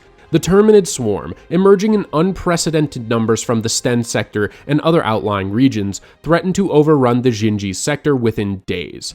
Faced with this overwhelming threat, the Ministry of Expansion mobilized the Helldivers to hold back the two-pronged Terminid assault, giving the trapped civilian populations a fighting chance to escape before their homes could be consumed by the insectile tide. The Helldivers responded swiftly and decisively, defending key planets in the region. The operation proved to be a grueling test of strategy, resilience, and firepower, as the Helldivers were forced to balance defensive efforts with evacuation procedures. While the Terminids wreaked havoc across the Xinji sector, forcing thousands of families to flee their homes in desperation, the Helldivers did what they do best. The loss of life and property damage was substantial but remained within acceptable Federation parameters. The swift action of the Helldivers ensured that the majority of the sector's infrastructure and territorial claims were preserved, with the Ministry of Expansion's investments protected for the future. In the aftermath, evacuation efforts were successful, and the displaced families were soon returned to their homes. The Terminids, ever the shadowy foe, continued to hide their undemocratic activities behind the Shroud of the Gloom, and efforts to peer deeper into the cloud persisted. Meanwhile, in a brazen move that revealed the growing desperation of the Automatons, intelligence intercepted signals indicating a fresh territorial incursion aimed at seizing a vast titanium repository on the planet Imber. The Automatons, eager to bolster their war machine, sought to harvest these crucial resources for the construction of an enhanced strike force, likely intended to take advantage of the ongoing turmoil created by the Gloom. The Helldivers thus launched a decisive defense of Imber and its vital titanium reserves. Over the course of the mission, the Helldivers successfully repelled 6 waves of automaton attacks. Despite the Automatons' effort to overwhelm the defense and seize control of the titanium deposits, the Helldivers stood firm, ensuring the retention of these critical resources. Decrypted intelligence from the campaign further revealed that the Automatons, though thwarted in their immediate efforts, had not abandoned their plans. They were continuing to pursue the construction of a limited-use strike force, though the exact nature of the force remained unclear. Regardless, the denial of crucial resources would significantly delay their ability to expand their warfighting capabilities. The Helldivers were then, once again, called to the front lines to stem the growing threat posed by the Terminids, whose population was spiraling out of control. If left unchecked, the Terminid hives threatened to reach exponentially explosive levels of reproduction, further endangering the stability of Super-Earth and its citizens. The operation would focus on targeting medium-sized Terminid specimens, specifically the bile spewers and warriors, that formed the backbone of the swarming hives. By reducing their numbers, it was hoped that the wider population could be contained before it reached catastrophic proportions. Amid this urgent mission, the strategic opportunity arose to augment the Helldivers' arsenal with the powerful orbital napalm barrage. Key to this was the liberation of 2 automaton-controlled planets, Tarsh and Mastia, each housing significant factories that produced the essential polystyrene foam required to create napalm. With the liberation of Mastia, the path was cleared to take Tarsh, an automaton stronghold that had been isolated from its surrounding systems. Though fiercely defended, the weakening resistance on Tarsh allowed the Helldivers to press the advantage, ensuring that the orbital napalm barrage would be available for immediate requisition once the planet was fully secured. Despite the tactical victory on Tarsh and the successful acquisition of the orbital napalm barrage, the overall outcome was far from satisfactory. While the Terminid population was reduced, it fell short of the target numbers required to effectively control the spread. The bile spewers and warriors were culled, but the overall reduction was insufficient to prevent further outbreaks.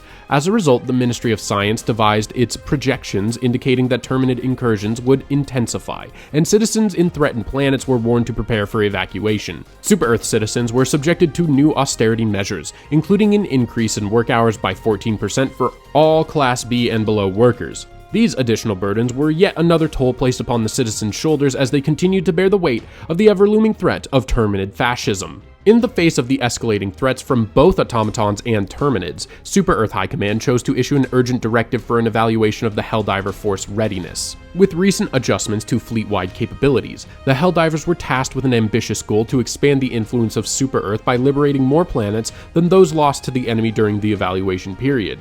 This was to be a show of strength and determination, a statement that the Helldivers were capable of holding the line and pushing back against the growing threats that encroached on the Federation's borders. Citizens on frontier planets were warned of a potential disruption to their daily lives, with the understanding that the fight for freedom would require personal sacrifice. The Helldivers executed their mission with the utmost determination. launching assaults across multiple sectors and defending strategic locations. However, despite their best efforts, the combined might of the enemy forces proved overwhelming. The Automatons, sensing an opportunity amidst the chaos, initiated a powerful and sustained offensive, targeting several key planets on the front lines. The Terminids likewise continued their ceaseless spread, pushing the limits of their numbers as they threatened to overrun any system in their path. Despite successful liberations, the total number of planets lost to the enemy's invasions outpaced the Helldivers' territorial gains.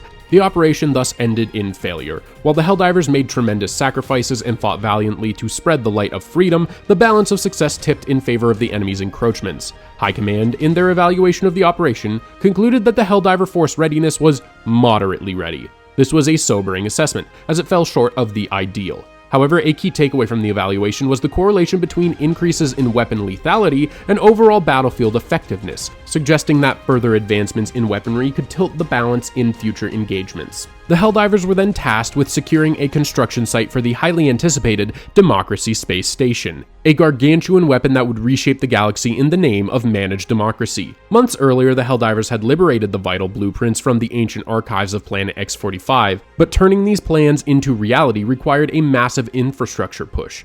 The Democracy Space Station would serve as a symbol of democratic might and be used as a tool to secure strategic advantage across the galaxy. The first critical step of this monumental project was to secure a construction site. After careful consideration, the Helldivers chose to liberate Yelavar, securing an ideal location with a sufficiently strong magnetosphere to support the DSS's ambitious construction. With the site now in hand, a DSS logistics hub was immediately established nearby to oversee the infrastructure requirements. This success marked the beginning of a new phase in the war, one that would see the Helldivers leading efforts in advancing critical technologies in zero-gravity materials science, faster-than-light propulsion, and the massive staffing needs required to construct such a formidable structure. The construction of the Democracy Space Station would be a slow and vulnerable process. While the Helldivers' victory on Yelavar had secured a crucial foundation, the DSS would be exposed to attacks during its lengthy construction phase. If its developments were delayed for too long, enemy forces would discover its location and attempt to sabotage or destroy it. Despite these risks, the Helldivers' success on Yelavar provided a hopeful beacon for the future. With their protection and leadership, the Democracy Space Station was on track to become the galaxy's most powerful symbol of freedom and managed democracy. The Democracy Space Station thus entered the first of its construction phases. Once completed, the DSS would not only serve as a massive space station, but as a strategic-level weapon. Its deployment would be determined not by centralized command, but by cutting-edge voting systems, allowing the Helldivers themselves to decide where and when to use the station's formidable capabilities. The final vision for the DSS was grand, an immense structure far larger than any super-destroyer. The construction and operational potential for the DSS, however, hinged on scientific breakthroughs that could overcome the logistical challenge of moving such a colossal structure. Alcubierre warp drives, still in their infancy, had yet to achieve the necessary efficiency to move objects on the scale of a gigastructure. Thus, the Ministry of Science's efforts were focused on the establishment of a state-of-the-art xenoentomology center on the planet Turing, intended to develop high-efficiency drives capable of transporting the DSS and similar structures. Yet, the planet was not without its threats, as the Terminids sought to sabotage the project at every turn. Despite multiple attempts to disrupt construction, the Helldivers repelled the Terminid forces with exceptional strategic coordination. Meanwhile, the Automatons attempted to capitalize on the situation by attacking Mastia in a bid to sever the DSS logistics hub from its source, but the Helldivers' swift counteroffensive secured Mastia, even liberating Shelt in the process. The success of these missions allowed the Helldivers to hold Turing long enough for the groundwork of the new Xenoentomology Center to be laid. The center, now home to some of the finest minds in Terminid research and faster-than-light engineering, would soon begin the critical work of refining warp technology. Humanity was therefore on the cusp of a new era of interplanetary mobility, enabling the swift deployment of the DSS and its associated capabilities. As construction of the Democracy Space Station continued to progress with unwavering momentum, the next critical phase was initiated, the creation of the Deep Mantle Forge Complex. This new facility was designed to utilize the extreme heat and pressure near a planet's core to produce a chromium-cobalt-nickel alloy, a material strong enough to endure the immense force generated during the station's warp speed accelerations. Without this crucial alloy, the DSS would be vulnerable to catastrophic structural failure during its faster-than-light travel. However, the project faced an unforeseen challenge. Intelligence reports revealed that the Automatons, ever the industrious opponent, had already established deep mantle mining operations on the planet Chlorel. This revelation provided an opportunity. Liberating the site would not only deny the automatons access to valuable resources, but also expedite the construction of the forge by repurposing their facilities. The Helldivers were ordered to seize Chlorel and clear its deep mantle mines. The battle for Chlorel unfolded swiftly, with Helldiver forces advancing through the planet's surface to confront the remaining automatons entrenched in their subterranean holdings. Despite the initial strength of the Automaton Legion, resistance faltered as their strategic calculations seemed to indicate an inevitable defeat at the hands of the Helldivers. The collapse of resistance allowed the Helldivers to press their advantage, liberating the mining tunnels and clearing the way for super-Earth miners to move in. Among the wreckage of the Automaton mining operations, it was uncovered that the enemy had been working on their own metal alloy, an exceptionally light material seemingly designed for armor plating. This revelation raised immediate questions about the automatons' broader intentions and capabilities, suggesting that they might be developing new technologies to counter the growing threat of the DSS. Investigations into the nature of this alloy and its potential applications were launched as the Helldivers prepared for the next stage of their strategic efforts. In a stunning act of defiance and aggression, the automatons refused to accept the peaceful liberation of Chlorel and the subsequent construction of the Deep Mantle Forge complex. Rather than acquiesce to the loss of their mining operations, they launched a series of heavy assaults on the planet, determined to seize control and reverse the Helldivers' hard-won victory. The Helldivers were given a simple yet urgent mandate to hold Chlorel at all costs. The Helldivers successfully fended off 3 major automaton assaults on Chlorel, ensuring that the Deep Mantle Forge complex remained safe and operational. The forge, now fully constructed, began producing the crucial alloy needed to reinforce the DSS hull. With this new material, the DSS was one step closer to completion and its eventual deployment. Yet, the celebrations were tempered by a new threat. A data breach had been discovered at the DSS logistics hub on Tarsh. Although the breach was swiftly contained and the network quarantined, the possibility of sensitive information being stolen by the automatons left a shadow of doubt. While significant progress had been made on the DSS, the Xenoentomology Center on Turing had encountered a significant bottleneck in research: the limited availability of Terminid specimens. Faced with this dilemma, High Command ordered the establishment of a Terminid research preserve on Akamar 4. To ensure that no external Terminid forces could interfere, the Helldivers were tasked with establishing a strict planetary quarantine around Akamar 4, with a focus on preventing any outside Terminid influence from contaminating the preserve's controlled environment. The Helldivers launched a series of operations to secure the planets around Akamar 4, establishing a defensive ring around the preserve. The Helldivers did their duty gracefully, and the preserve was completed. With the preserve fully operational, the first collection of Terminid specimens were made, marking a significant breakthrough in E710 extraction and exploitation. The lessons learned from the earlier failures had been carefully applied to ensure the security of the preserve. Seif bug wardens maintained constant surveillance over the Terminid population, while powerful electrified fences encircled the preserve both above and below ground. In the event of a containment breach, automated nuclear bombardments stood ready to neutralize any threat. The preserve was also home to a new and exciting venture: Tyranny Park. This area, designed for citizen tourism, allowed visitors to observe Terminids in their natural habitat. For those with a taste for adventure, the park even offered the opportunity for a big tyrant hunt, where well-paying citizens could hunt the most dangerous of the Terminid creatures. Despite the continued successes in the construction of the DSS, the war was far from over. The automatons launched a massive invasion of Matar Bay, led by their newly formed Jet Brigade, an elite detachment equipped with advanced jetpack technology designed for rapid assault and mobility. The invasion caught Helldiver forces off guard and was not merely an attack on territory, but a calculated attempt to discover the location of the DSS and its critical substations. The Helldivers were ordered to defend Matar Bay at all costs. The situation was dire. Numerous Seif bases had already fallen, and reports indicated the presence of the devastating Jet Brigade leading the charge. Though the sheer scale of the assault was overwhelming, the Helldivers were determined to bring victory to the Federation. Despite their valiant efforts, Matar Bay ultimately fell to the automaton forces. The Jet Brigade, with its jetpack-enhanced mobility, proved to be a highly effective and deadly force, quickly overwhelming the defenders. The cost was staggering, with many Helldivers lost in the brutal battle. But in the chaos of the invasion, the automatons sustained significant losses as well. The Jet Brigade, though victorious in securing the bay, had been heavily diminished, leaving the automatons vulnerable to future counterattacks. The loss of Matar Bay was a heavy blow, but it was not in vain. The defense of the region had successfully delayed the automatons' ability to uncover the location of the DSS and its substations. The Helldivers' sacrifice had bought precious time that would prove essential in protecting democracy's most critical weapon. While the immediate danger had passed, it became painfully clear that the DSS needed additional protection to safeguard against any future attack. To create a protective buffer around the station, High Command identified the liberation of Lissith as the most urgent course of action. Should the Jet Brigade return, or if the Automatons regroup for another offensive, it would form a crucial defensive line. However, a new crisis quickly emerged. A Terminid outbreak had erupted near the Terminid Research Preserve. The preserve, vital to the continued construction of the DSS, housed critical research that could provide the final technological breakthroughs needed for the station's operation. The Helldivers now faced a difficult choice: expand the defensive perimeter around the DSS, or defend the preserve.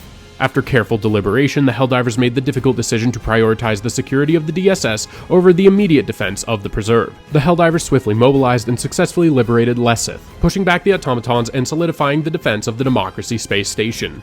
This success allowed the DSS to advance to the third and final phase of its construction. With the infrastructure secure and defense strengthened, the station was now nearing completion. All of this was about to be put on hold, however, for Liberty Day was right around the corner. On this day, the Helldivers were given a rare respite in the midst of their tireless campaign, a chance to pause, reflect and celebrate the very foundation of Super-Earth and managed democracy. A time-honored tradition, Liberty Day was more than just a holiday. It was a reaffirmation of the values that the Helldivers fought to protect every single day.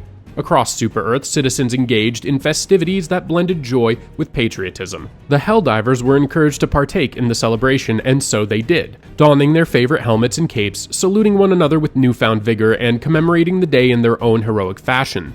Some orchestrated pyrotechnic displays of their own, while others took the opportunity to strike back at the enemy with renewed force, a reminder that even in the moments of celebration, the Helldivers never lost sight of their duty to defend freedom. As Liberty Day drew to a close, Super-Earth stood brighter than ever. The televised lunar bombardment had filled the skies with fire and light, and the children eagerly devoured the last crumbs of commemorative sponge cake as their parents exchanged stories of valor and sacrifice. In the heart of it all, the Helldivers stood, heroes not only of Super-Earth, but of the galaxy itself. Liberty had been celebrated, and tomorrow, the fight for it would continue, stronger than ever. As the war continued, and in a time of great need, multiple strategic priorities converged, demanding the full attention of the Helldivers. High Command issued a decisive order to secure critical intelligence on the Jet Brigade, protect the Terminid Research Preserve from external threats, and halt the Automatons' territorial expansion before they could further jeopardize the security of Super-Earth. The mission began with a surge of momentum as the Helldivers launched an assault on the Automaton strongholds. In a stroke of fortune, a catastrophic weather event decimated enemy forces, clearing the path to Matar Bay. With the tide of the battle turning in their favor, Helldivers swiftly captured the key Automaton database, uncovering valuable intel on the location of the Jet Brigade staging ground, a critical strategic asset that could reveal the bot's plans for future offensives. Meanwhile, as Helldivers pushed forward to secure the Terminid Research Preserve, multiple invasion attempts from Automatons erupted across several fronts, threatening key Super-Earth assets. Despite these harrowing assaults, the Helldivers succeeded in limiting the Automaton territorial expansion, ensuring that more planets would not fall under the oppressive weight of their mechanized control. However, the mission did not achieve all of its goals. The external threats to the preserve were not fully neutralized, leaving the invaluable research conducted at the Xeno-Entomology Center still at risk. Meanwhile, the data retrieved from the Automaton database had yielded concerning revelations. The Jet Brigade, though battered from their previous defeat, was recovering quickly and preparing for another offensive. Despite these setbacks, the third phase of the DSS construction was underway. While the station's structural components were nearly complete, the critical task of staffing it with the necessary workforce stood as the final hurdle before it could be activated.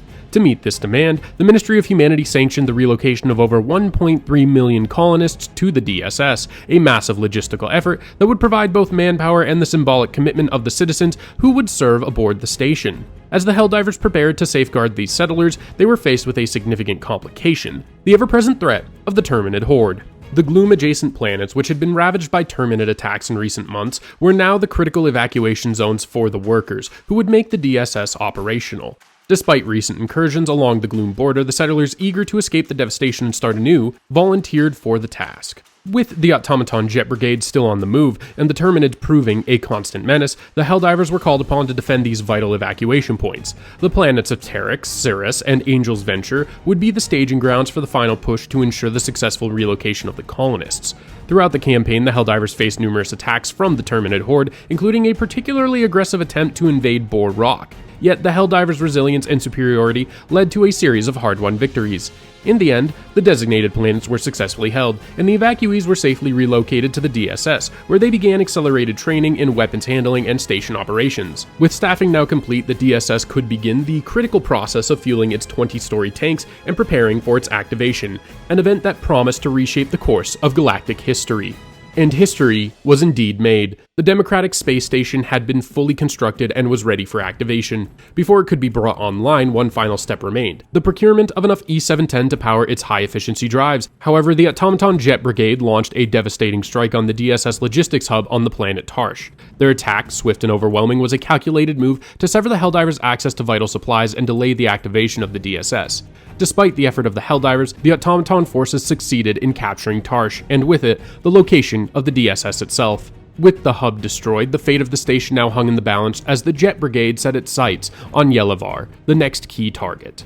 During the invasion, an unexpected twist of fate occurred as a catastrophic security breach at the Terminid Research Center triggered a subterranean outbreak beneath Tyranny Park, a massacre that spread quickly to neighboring systems. The situation was dire, but the Helldivers remained resolute. Their fight could not end on these planets. They would hold their ground and defend the DSS at all costs. As the conflict raged on, the sufficient quantity of E-710 was reached, and the DSS was activated, and its strategic value became immediately apparent. It was more than just a space station, it was a beacon of hope, a symbol of resistance against the forces of tyranny, and the keystone in the Helldivers' campaign for a just and democratic galaxy. The station's advanced systems allowed for the coordination of tactical actions, resource distribution, and defense operations, all controlled by the Helldivers. With an active DSS, a looming Terminid gloom cloud, and the incursion of the Automatons nearing Super-Earth, the galactic war was reaching new heights of grandeur and terror the citizens of Super-Earth could have never fathomed.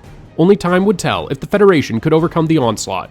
For now, the battle continues.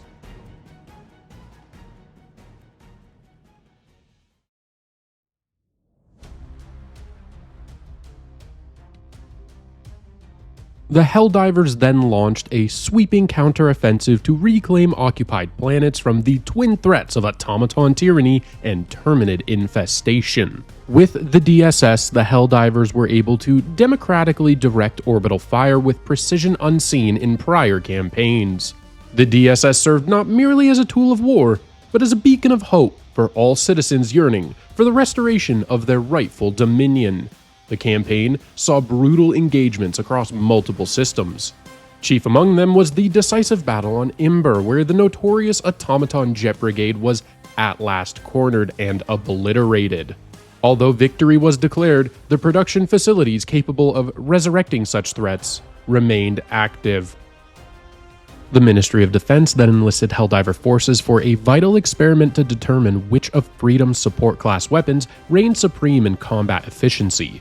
The operation targeted the Terminid Horde with an ambitious directive: achieve 50 million confirmed kills using each of 3 specific machine guns. Initially marred by a bureaucratic miscalculation that set the target at a staggering 500 million kills, the review's goal was quickly revised when the decimal error was discovered, prompting an internal audit of mathematical protocol procedures. The operation concluded in what was heralded as a triumph of both martial science and Helldiver resolve. The MG-43 machine gun emerged as the foremost instrument of mass eradication, achieving the adjusted target ahead of its counterparts and thus earning the prestigious designation of Helldiver Approved. As promised, the civilian workforce responsible for its manufacturing was granted a rather legendary lunch hour, a highly coveted morale boon. Their productivity, however, was expected to surge immediately afterward, with orders for mandatory and permanent overtime to capitalize on the weapon's popularity.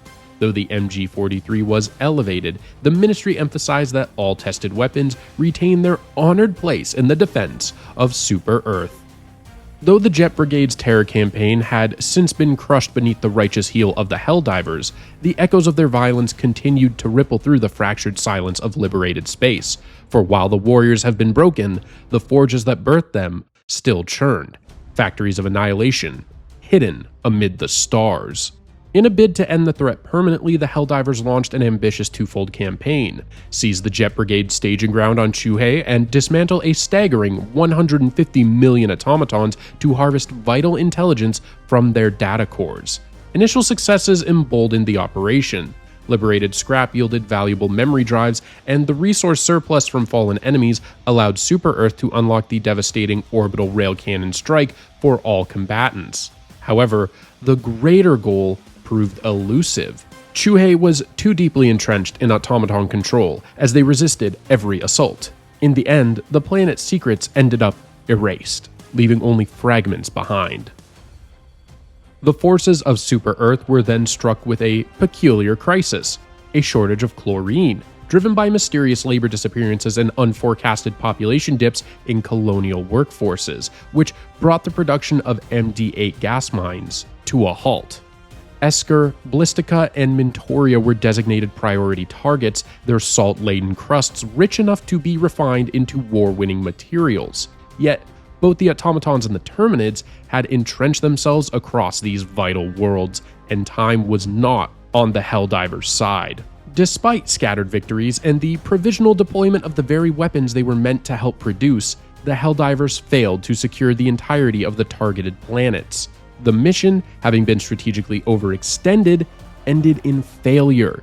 In response, sodium once allocated to pediatric nutrient formulations was rerouted to weapons development, another compromise in humanity's long war for survival. Official investigations into the missing colonists revealed only a bureaucratic euphemism, navigational errors while hiking. If true, it was a curiously localized epidemic. The partnership between Super Earth and AM Defense was heralded as a shining example of the defense marketplace synergy doctrine, proof that capitalism and militarism, properly aligned, could birth both profit and planetary security. With a multi-trillion-dollar supercredit contract in hand, AM Defense was poised to construct a vast factory hub on Achernar Secundus, a sprawling industrial complex that promised not only cutting-edge weaponry for the Helldivers, but also millions of labor opportunities for loyal citizens. The project symbolized more than mere expansion. It was the forging of a new era in Helldiver armament, one where democratic enterprise and firepower marched hand in hand.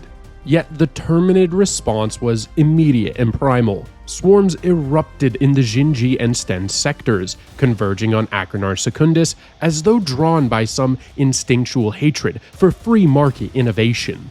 Military scientists had long theorized that the insectoid menace could somehow sense concentrations of democratic activity, and the explosive construction efforts of AM Defense appeared to confirm that grim suspicion. The Helldivers were deployed to hold the line, ordered to repel 4 major assaults and secure the site for the future of warfare. But before the campaign could reach its conclusion, everything changed. A high-priority emergency broadcast overrode all existing directives. The Illuminate, long silent, had returned. The defense of Achernar Secundus was abruptly aborted. Though the Helldivers received their commendations, the project's fate remained unclear, now overshadowed by a far larger threat. In what is now known as the Second Illuminate Incursion, the once quiet colony of Calypso became the stage for an event that shattered decades of assumed security. Planetary defense systems faltered under the onslaught, and the Democracy space station, orbiting high above, went dark amidst catastrophic system failures suspected to be sabotage. The Helldivers were issued an emergency level 1 liberation condition, LibCon 1. All other operations were abandoned. Every available unit was ordered to Calypso. Despite the chaos, the Helldivers held the line. In a single grueling engagement, the attack was repelled and Calypso was not lost. Thousands were missing in the aftermath, and entire settlements were in ruin. But the larger threat had receded. The Illuminate had returned, but so too has the fire of humanity's resolve. Despite this victory, the Illuminate soon launched a coordinated campaign of aggression against multiple Super-Earth colonies. Intelligence assessments indicated these Illuminate attackers were likely survivors from the war a century prior, isolated, but no less deadly. Despite the unknown scale of the threat, High Command recognized the opportunity. The cell was small enough to be extinguished permanently. What followed was a grueling series of defensive actions across 7 major colonies, including key battlegrounds such as Andar, Acubenus Prime, and the crucial AM Defense Factory Hub on Achernar Secundus. Though colonies lay smoldering and resources were stretched to their limits, the Helldivers accomplished their mission. In securing the AM factory hub and repelling the Illuminate from all fronts, the Helldivers achieved a great victory that made it clear to all enemies of democracy, freedom would not falter in the face of alien tyranny. What had once been Meridia, a shining jewel of civilization, was consumed by dark fluid to eradicate the Terminid supercolony that had infested its surface. Now, years later, anomalous activity around the black hole stirred unease across Super-Earth. Electromagnetic surges and horizon distortion suggested the singularity was far from inert. With the recent resurgence of the Illuminate, the Ministry of Science urged immediate investigation, positing a possible connection between the alien menace and the strange cosmic phenomena. To this end, High Command authorized the construction of the Center of Science on Fenrir 3. But as always, knowledge had a price. Fenrir 3 and its neighboring world, Errata Prime, had fallen prey to renewed Terminid infestation. Before any research could begin, the Helldivers were deployed to cleanse the area in a campaign of extermination. In the face of violent hordes and acid-slick battlefields, the Helldivers did what they do best: secured victory through superior firepower and unshakable resolve. Their efforts paved the way for the construction of the new research facility. There, the galaxy's brightest minds confirmed the unthinkable. The Meridian Singularity was not a black hole, but a wormhole, an ancient cosmic bridge to places unknown. But now was a time for celebration. The Festival of Reckoning is a state-sanctioned celebration marked not only by the unity and sacrifice of Super-Earth's populace, but also their fierce commitment to the eradication to threats of democracy. On this particular celebration, ordnance expenditure reached record highs, fueled by the ever-growing Reckoning Fund, as families gathered in communal celebration to witness Helldivers deliver divine retribution upon the enemies of freedom. Each day of the festival was marked by its own theme, curated by the Ministry of Prosperity. The first day's inferno of incendiary justice gave way to the second day's jubilant display of explosive might, culminating in the revered Feast of the Electorate. The third day paid homage to the Federation's first free and managed election. Despite a surprise Illuminate incursion on Yulheim, which briefly disrupted the solemnity of the proceedings, the Helldivers responded with swift and overwhelming force to eradicate the enemy. By the end of the festivities, the death toll had soared, and the spirit of reckoning had fulfilled its sacred duty. Thus closed another vengeful festival, with the citizenry once more reminded that peace is best secured by the explosive weight of a well-armed resolve. In the wake of escalating hit-and-run assaults by the Illuminate, High Command authorized a bold campaign designed to impose an unbearable cost on the elusive enemy while seizing the opportunity to conduct vital research. With over 7 million harvesters obliterated and 115 million voteless freed from their existence, the operation delivered a dual message: deterrence through destruction, and that science marches hand in hand with war. Early findings from the Ministry of Science revealed chilling insights. The voteless were the product of genetic manipulation, the presence of foreign proteins consistent with Illuminate biology, and widespread brain damage in areas tied to cognitive autonomy. These revelations deepened the Federation's resolve. Peace can only be secured when every last Illuminate has been exterminated, their insidious ideology buried alongside them. Despite the recent victories, the terror campaign unleashed by the Illuminate had shattered public confidence, not merely through their assaults on vital colonies, but also through their insidious capacity to twist the minds of citizens into the soulless ranks of the voteless. Recognizing that firepower alone would not counteract this creeping dread, the government enacted the historic Freedom Act. Legislation designed not only to bolster external defense, but to root out internal threats through comprehensive citizen monitoring. To implement this ambitious doctrine, Helldivers were deployed to the contested world of Mastia, then under Automaton control. Their objective was to secure the region to allow construction for the Center of Citizen Surveillance and Safety. Victory was inevitably declared, and with Mastia secured, the Ministry of Unity broke ground on what would become the nerve center of the Freedom Act. In the months following, a wave of loyalty enforcement initiatives swept across Super-Earth. With the Unity Core in full operation, citizens began to sleep more soundly. knowing that even their thoughts were protected from the enemy's reach. In the coming days, a sudden and unprecedented surge in Terminid spore activity erupted in the depths of the gloom itself, sending waves of infestation across Terminid-held territories and triggering multiple outbreaks across the Farsight sector. With the Terminid outbreak risk level raised to very high, neighboring worlds braced for impact. Civilian populations were placed on evacuation standby, and high-priority civilians, along with their tallest children, were prioritized for transport, in accordance with Federation triage doctrine. The Helldivers were deployed with urgency, tasked with a singular mission to stem the Terminid tide before it could engulf the sector. As the Terminids advanced, the Helldivers executed a series of rapid response engagements, aided by patriotic surplus initiatives that temporarily expanded their arsenal.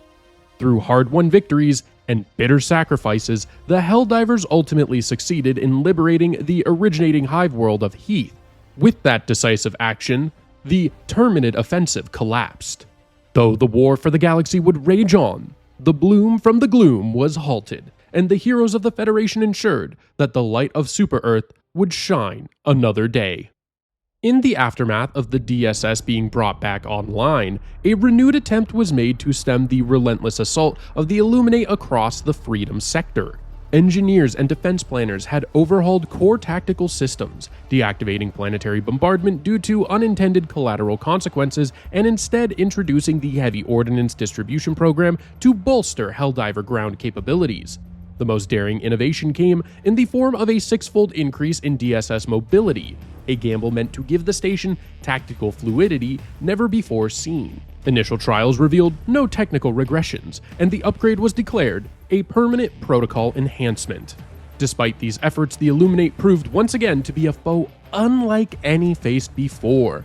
14 separate incursion points were repelled with valor, yet the campaign ultimately ended in failure. The DSS, though formidable, was insufficient to halt the creeping advance of Illuminate domination. Millions perished, and still more were subjugated under the blinding ideology of xeno-autocracy, stripped of their voice and freedom. As Super-Earth mourned its dead and recalibrated its defenses, one truth remained clear. Until the Illuminate were eradicated in full, peace would forever be a fleeting illusion.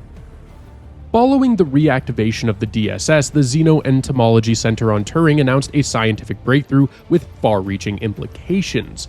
Through meticulous experimentation on Terminid bioforms exposed to gloom spores, researchers observed a tenfold increase in element 710 yields, an astonishing result that would redefine the energy economy across colonized space. The announcement triggered immediate strategic realignment. All secondary research was suspended, and the Helldivers were dispatched to secure massive quantities of viable specimens across gloom-adjacent worlds. While Helldiver units conducted hazardous extractions across hostile biospheres, astronomical monitoring stations detected unexplained gravitational distortions, space-time fluctuations linked to Illuminate activity. Despite this, the Helldivers completed their mission with staggering efficiency, enabling the Xeno-Entomology Center to recreate gloom-like environments in laboratory conditions. Here, the first prototypes of gloom-resistant technologies emerged. The success of this campaign not only marked a triumph in scientific resolve and democratic might, but laid the groundwork for humanity's eventual penetration of the gloom itself. For the first time in recorded history, the impenetrable veil of the gloom no longer appeared eternal. Meanwhile, decryptions from the staging grounds on Chuhei revealed the origin point of the still yet to be totally annihilated Jet Brigade, the clandestine automaton factories buried within the ravaged industrial complexes of Chort Bay. The Automaton Legion had quietly begun reconstruction efforts aiming to unleash the Jet Brigade anew. In response, the Helldivers were dispatched to prevent the return of one of democracy's most lethal adversaries. The assault was decisive and resoundingly successful. No aerial units were encountered, confirming that the Automatons had failed to restore even a partial Jet Brigade before the Helldivers' advance. The destruction of the Jet Brigade factories ensured that the jetpack-clad machines would not completely darken the skies of democracy anytime soon. In the wake of the destruction of their key manufacturing sites, the surviving members of the Automaton Jet Brigade launched a calculated offensive against Lesseth, aiming to exploit the stretched position of sea forces in the region. Thanks to the timely DSS blockade of Menket, where automaton forces had been amassing, the enemy attack was delayed and significantly blunted. This disruption allowed critical preparation time and disrupted the Jet Brigade's capacity to maintain the offensive initiative.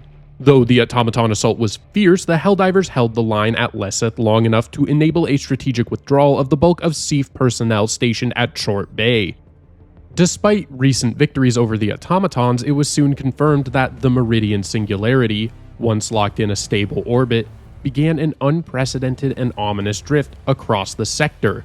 Reports from the Ministry of Science confirmed that the anomalous motion was being artificially fueled by dark energy harvested by the Illuminate.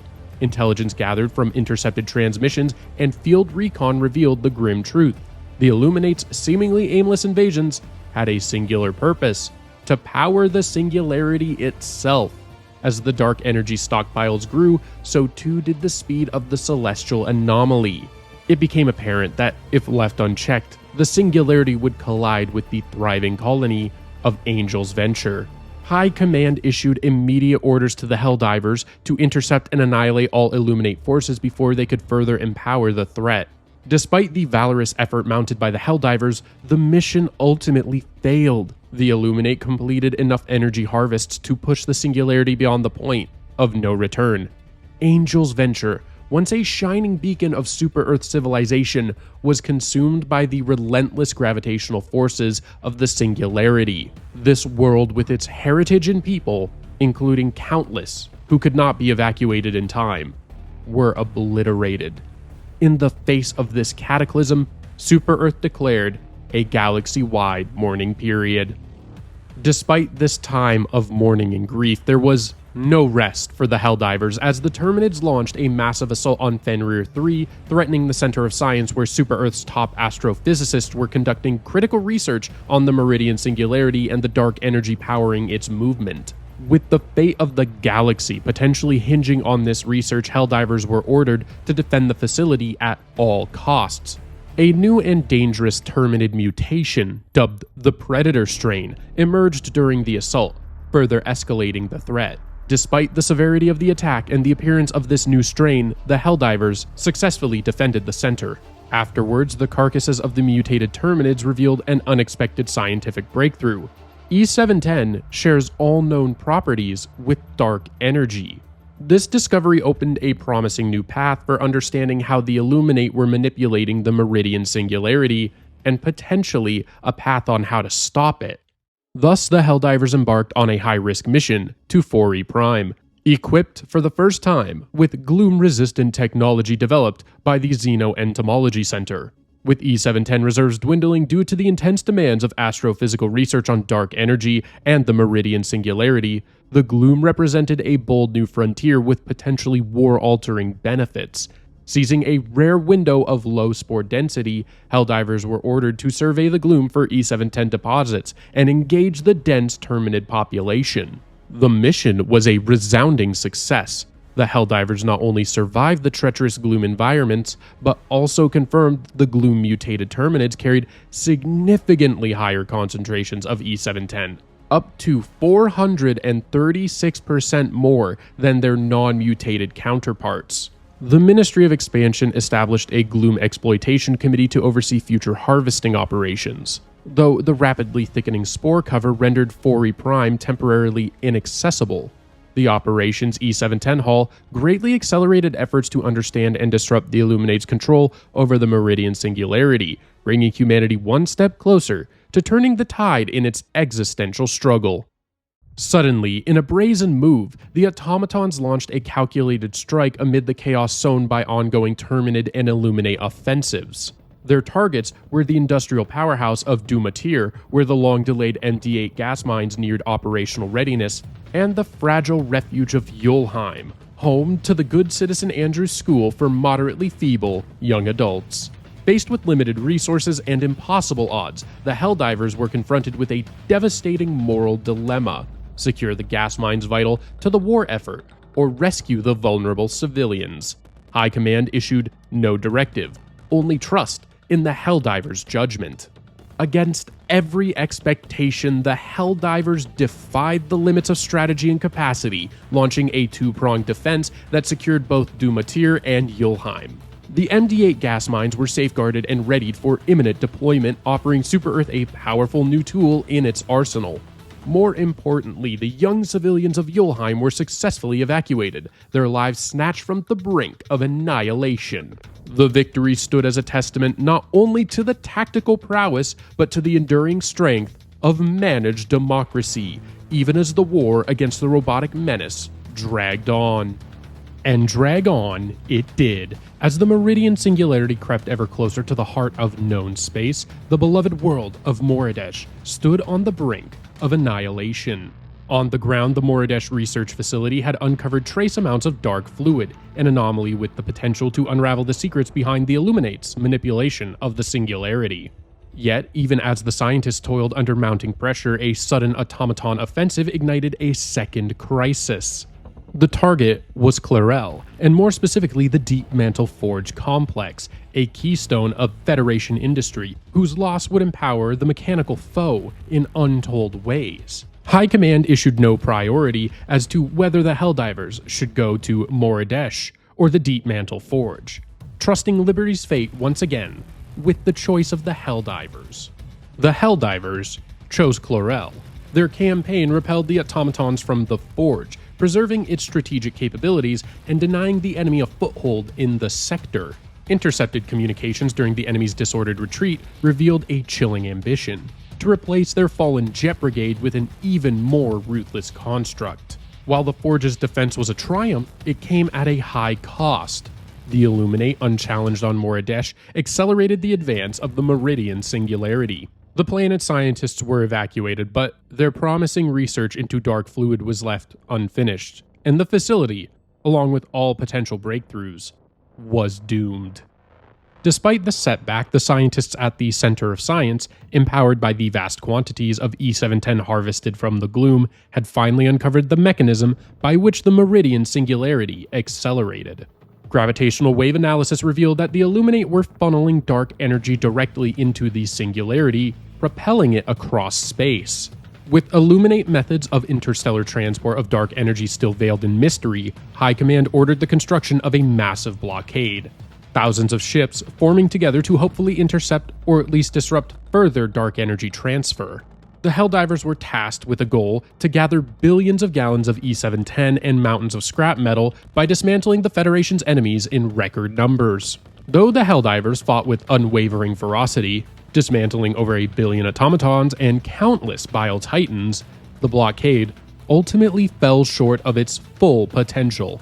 Scrap metal quotas remained unmet, resulting in a less than aspired for, although functional, barrier. Despite the imperfections, early signs were encouraging. Dark energy accumulation slowed, and the Singularity's relentless pace was partially hindered. Yet, the cost was immense. Moridesh was torn apart by the Singularity's gravity, its research lost, and its lands destroyed. As citizens mourned the planet's passing, they found solace in the fact that this imperfect blockade might yet spare other worlds the same fate. The war against the Illuminate continued, but the first true resistance to their cosmic weapon had at last been formed.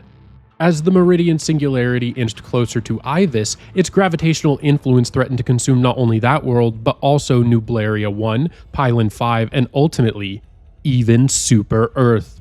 With time dwindling, the Center of Science enacted an ambitious countermeasure. The first phase, the partial blockade of the Singularity, was executed successfully, buying critical moments.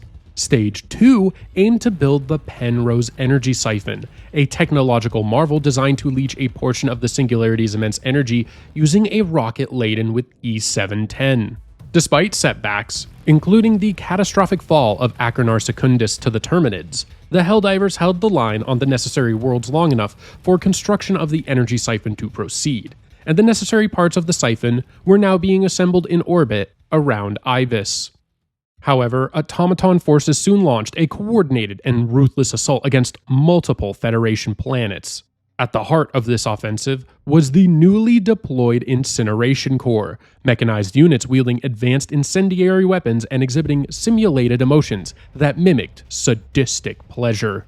Colonies were reduced to cinder under their onslaught, with entire homesteads destroyed in what witnesses describe as acts of performative cruelty. The Helldivers faced a difficult choice: repel the wave of brutal assaults or prioritize the activation of the Penrose energy siphon. Despite heroic resistance, the campaign ended in failure. The Automatons, exploiting the Helldivers' divided attention and strategic indecision, seized large tracts of territory and destroyed thousands of civilian dwellings. Their advance now threatened the Severin sector, home of the dormant industrial complexes where the Automatons were first forged. Worse still, insufficient quantities of E710 were gathered during the campaign, leaving the Penrose energy siphon inert in orbit above Ivis.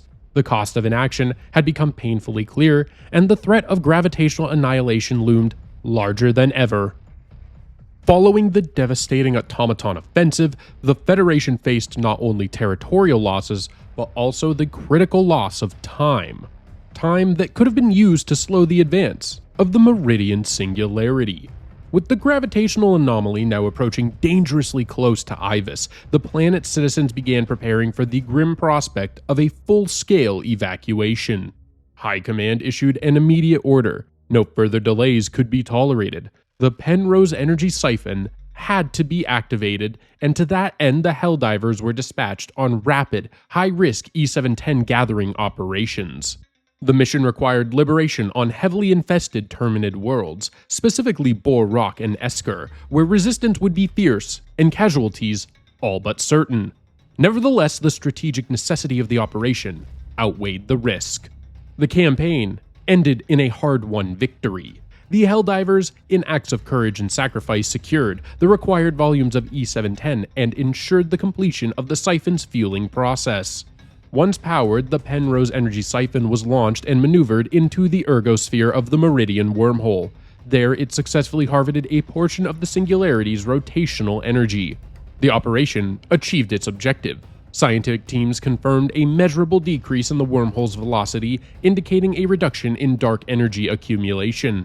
On Ivis, the mood shifted from despair to hope, as its people offered their thanks to the Helldivers, whose efforts had bought them more time, and perhaps a future. Projections from the Center of Science indicated that, without further Illuminate interference, the Singularity would eventually come to a stop beyond the orbit of Super Earth.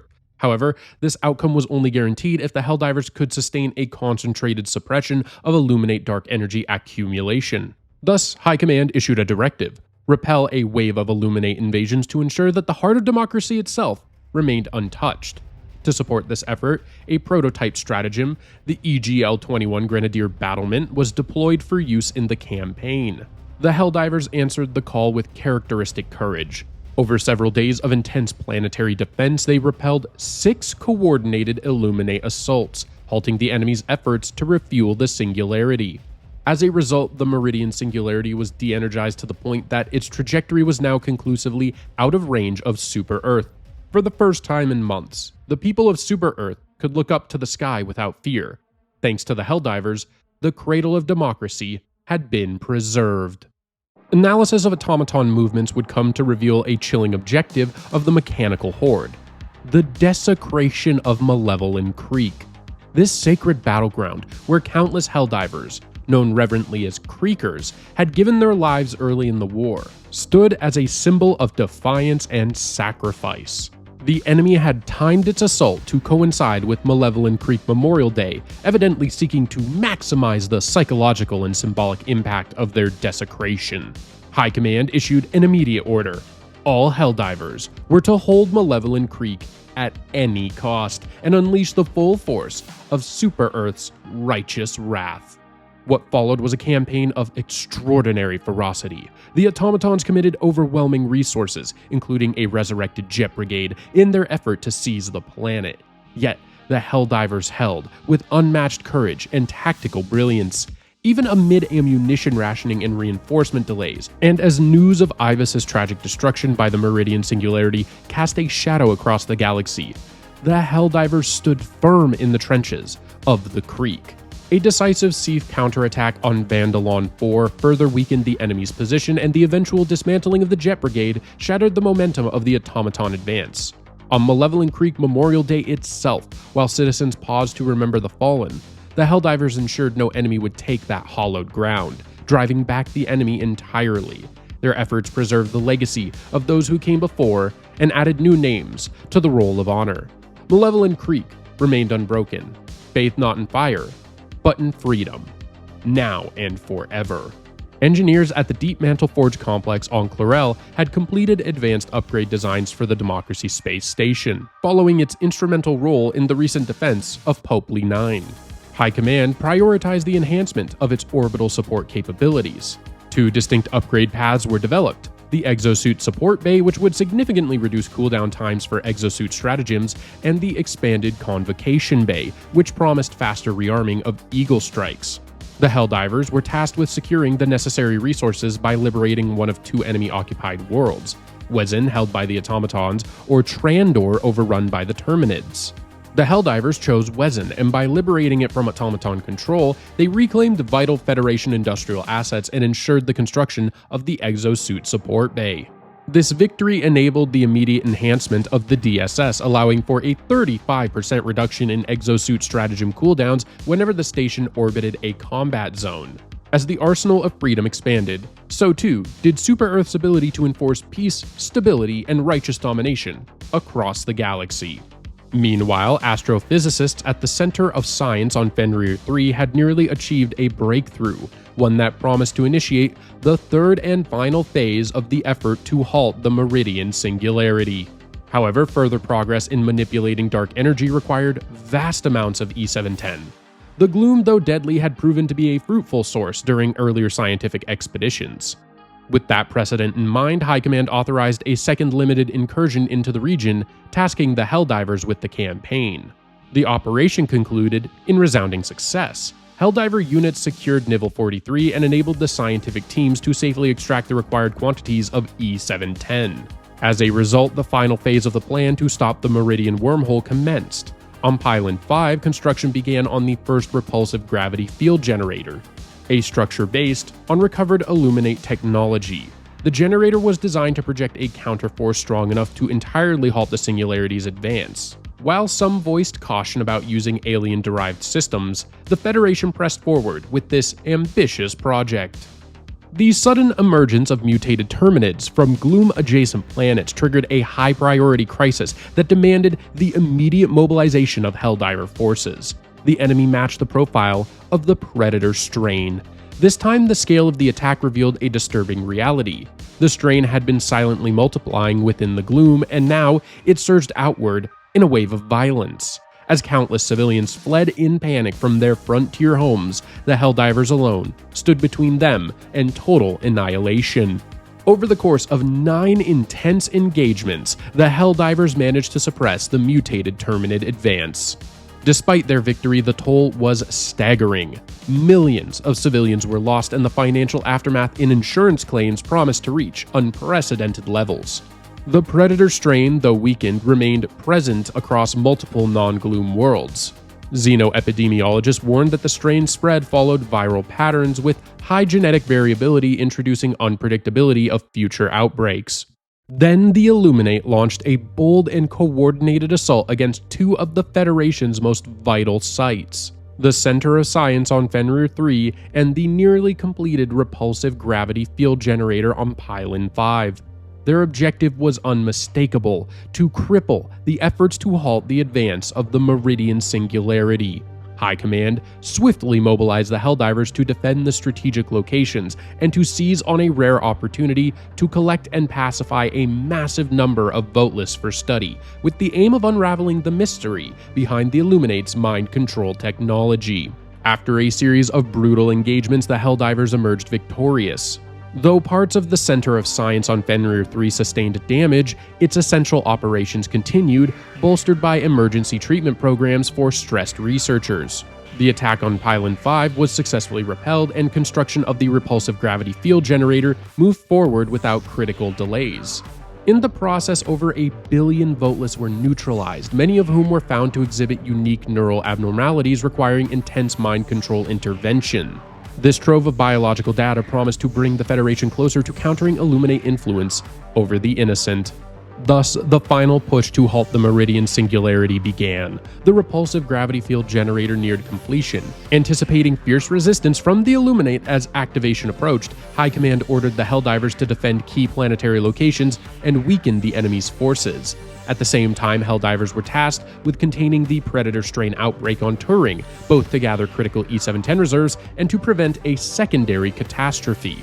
Despite the Helldivers' commitment, mission objectives were not fully achieved. As a result, construction of the generator fell short of intended specifications, and many designated operations remained incomplete. Yet, in the face of overwhelming pressure, the decision was made to activate the device in its partially finished state.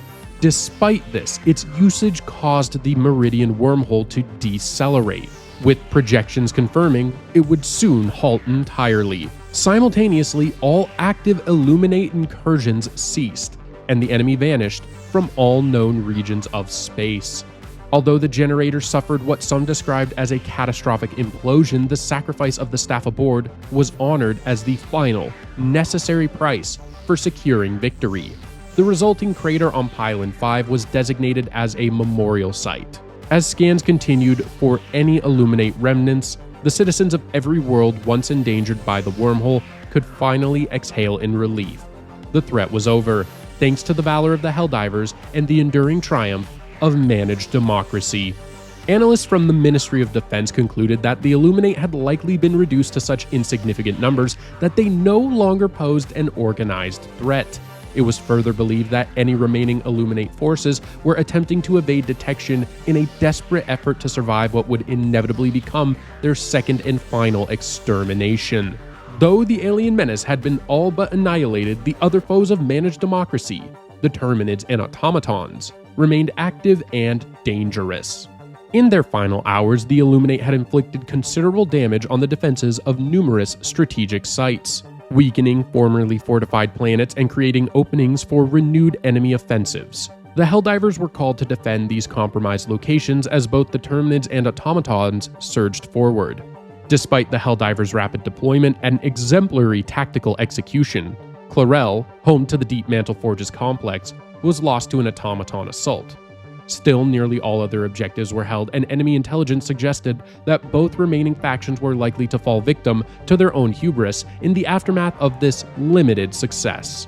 The return of the Automaton Jet Brigade and Incineration Corps, coupled with the rapid proliferation of the Terminid Predator strain, posed an urgent threat to the Federation's hard-won security.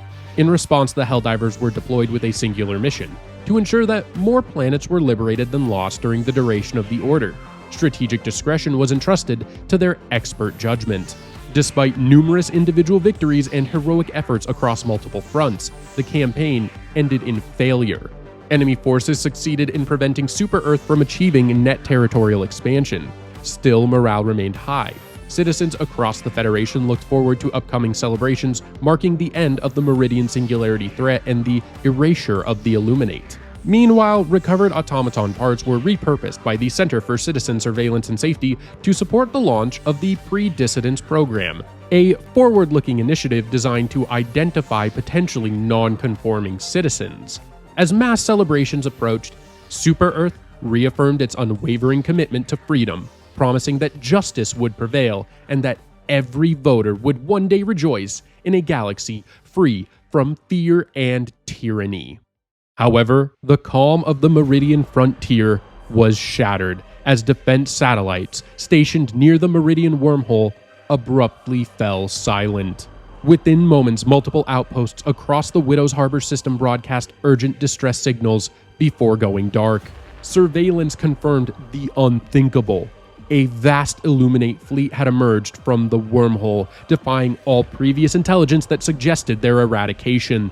The assault was swift and brutal. The strategic Earth-armed forces immediately declared a state of extra-tyrannical emergency, converting Illuminate victory parties into rapid enlistment events as they raced to intervene in the enemy advance across the systems of Widow's Harbor, Pylon 5, and New Haven.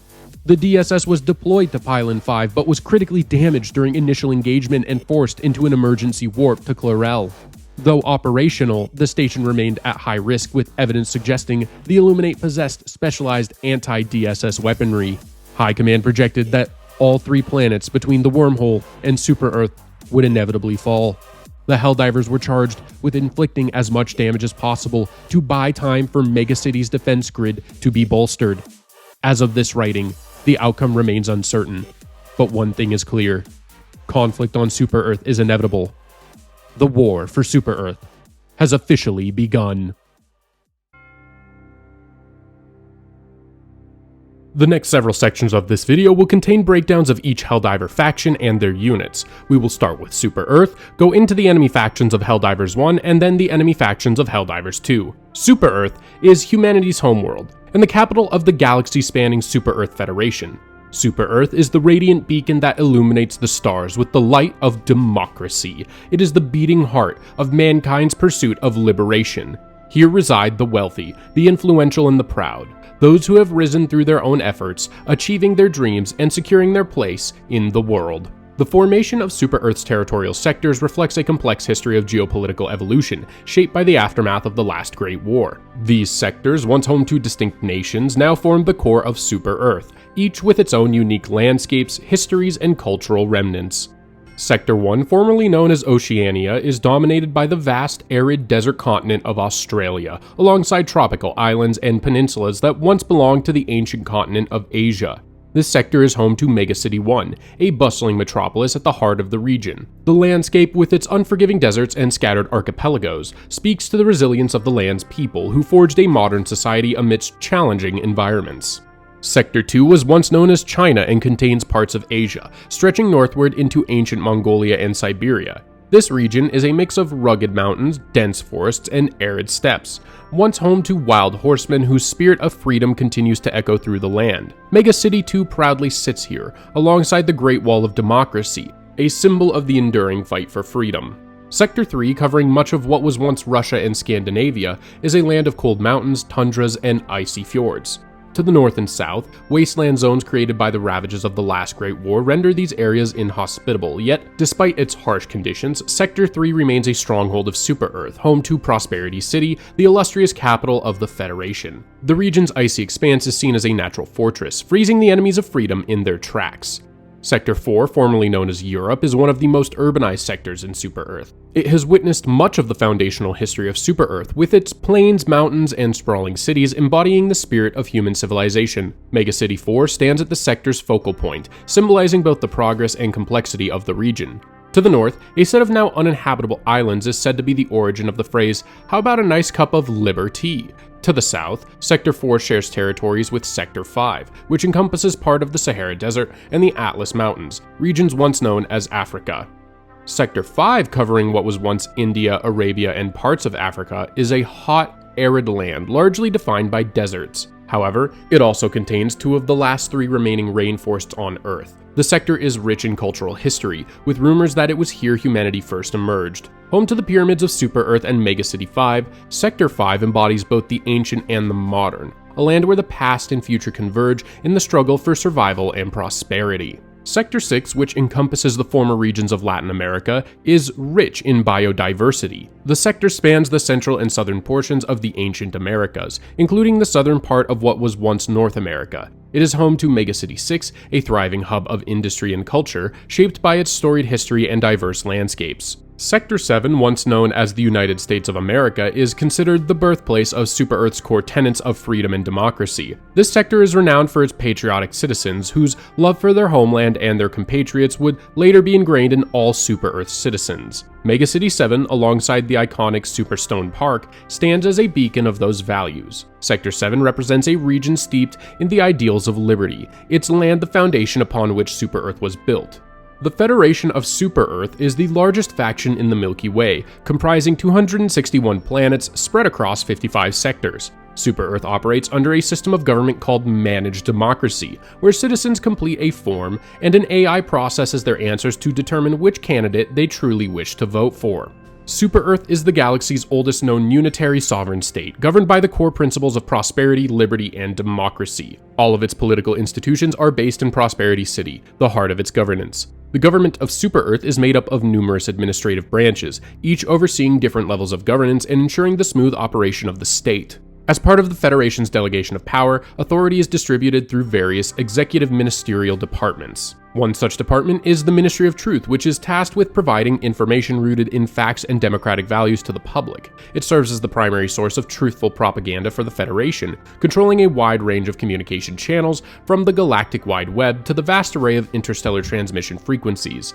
According to the ministry, their reports and evaluations are guaranteed to have an accuracy of 100%. The government of Super-Earth has a long history of ruthlessly suppressing dissent. It is illegal to speak negatively about the Federation or the Super-Earth government, and in severe cases, such expressions can lead to arrest or even termination. The Helldivers Corps is one of the primary military branches of the Super-Earth Armed Forces, serving as the Chief's elite unit. Their mission is to defend and propagate the ideals of Super-Earth against any intergalactic threats, no matter the cost. Highly trained and equipped with state-of-the-art technology, Helldivers are deployed deep behind enemy lines using the innovative Hellpod system, shock-absorbing pods launched directly from orbiting Super-Earth destroyers. In Super-Earth society, Helldivers are celebrated and revered as heroes, and those who fall in service are honored as martyrs for Super-Earth. Citizens who eagerly enlist in the Super-Earth Armed Forces, driven by patriotism and the desire to protect others, may have the chance to be drafted into the Helldivers Corps, a distinction considered one of the highest honors. To endure the grueling training and earn the right to wear the Helldivers cape, a symbol of freedom and hope for Super-Earth and its people, is a source of immense pride, unrivaled by nearly any other achievement.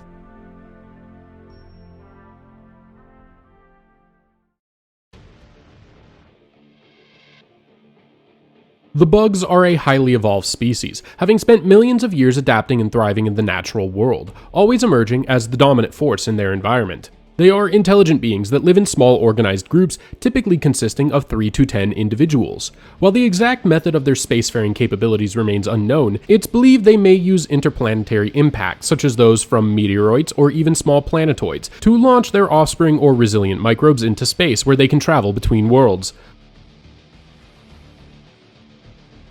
Scouts are the low-ranking, mindless laborers of the bug species. They appear in overwhelming numbers, relying on sheer quantity to make up for their lack of strength in combat. These creatures can be swiftly eliminated with a well-thrown grenade or in close combat. The Scouts' primary danger lies in their ability to release spores, which can summon additional bugs from nearby areas. Vanguards exhibit traits that seem to fall somewhere between a stalker and a standard scout. Vanguards have the ability to launch themselves into the air using their strong hind legs, and they release spores at a much faster rate than their less aggressive counterparts.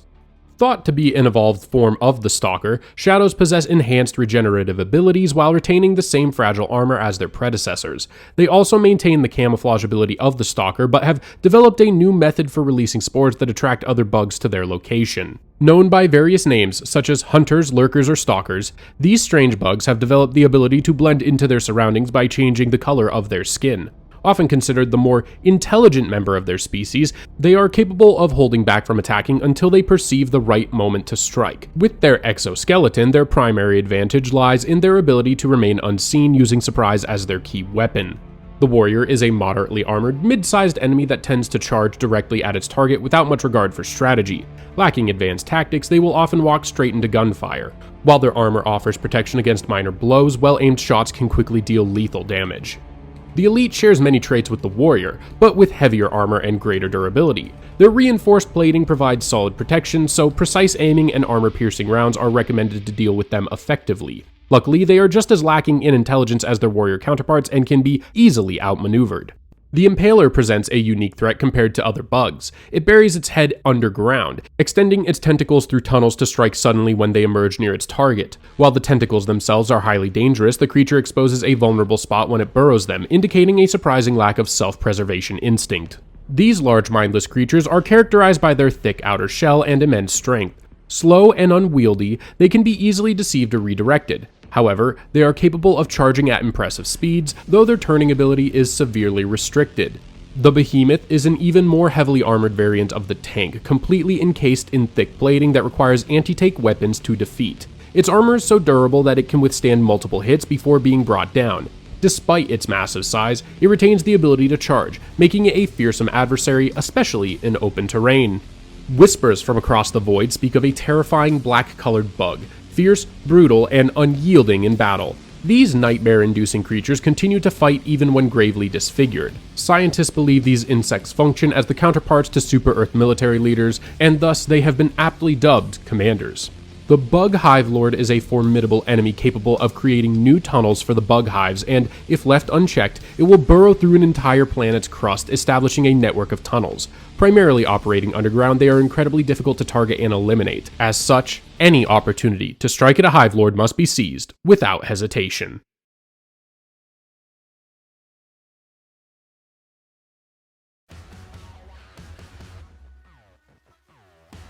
Once human, these renegades have turned their backs on the peaceful ideals of Super-Earth, now fixated on chaos, destruction, and anarchy. With access to primitive technology, they have become obsessed with altering their bodies, fusing them with machines in a misguided attempt to transcend their humanity and find greater purpose. The cyborg leaders declared independence from Super-Earth, aggressively proclaiming that Super-Earth's ideals are a lie and its citizens are enslaved by propaganda, hoping to recruit more followers to their radical and dangerous cause.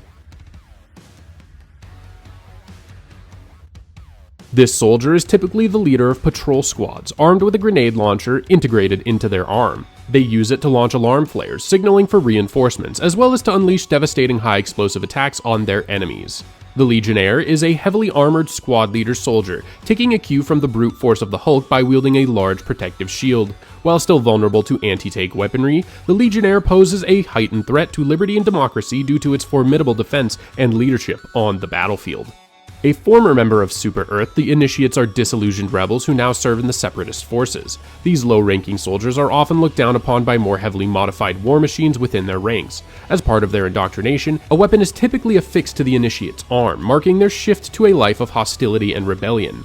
The Immolator is a grotesque transformation of once peaceful soldiers from the Federation of Super-Earth, now corrupted by a mix of body modifications and implants. About 30% of their composition is steel, the result of their twisted evolution into these perverse war machines. Armed with a short-range flamethrower, the Immolator can quickly incinerate its target, turning even the most innocent civilians into ashes in mere moments. Helldivers caught in the flames are advised to drop to the ground or activate their Lift 850 jump pack to help put out the fire.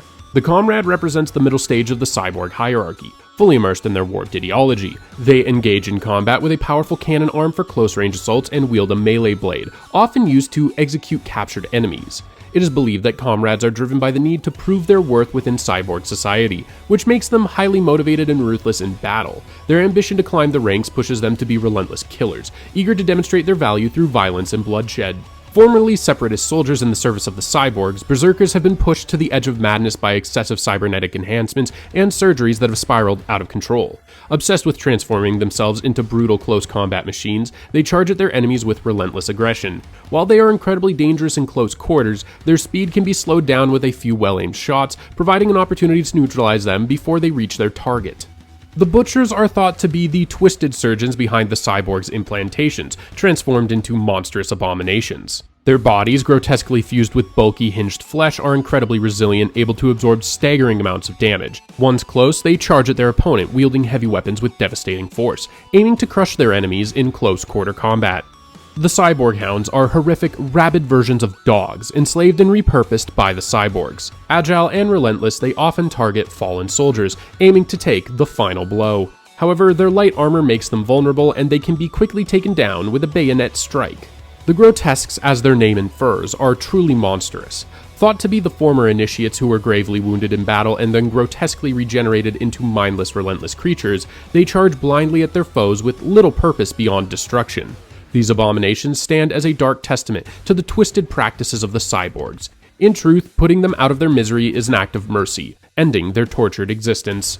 The Hulks are towering figures, entirely encased in heavy metal armor, and armed with the most devastating firepower the cyborgs can produce. While they are formidable in strength and durability, their wills have been crushed, leaving them as little more than mindless instruments of destruction.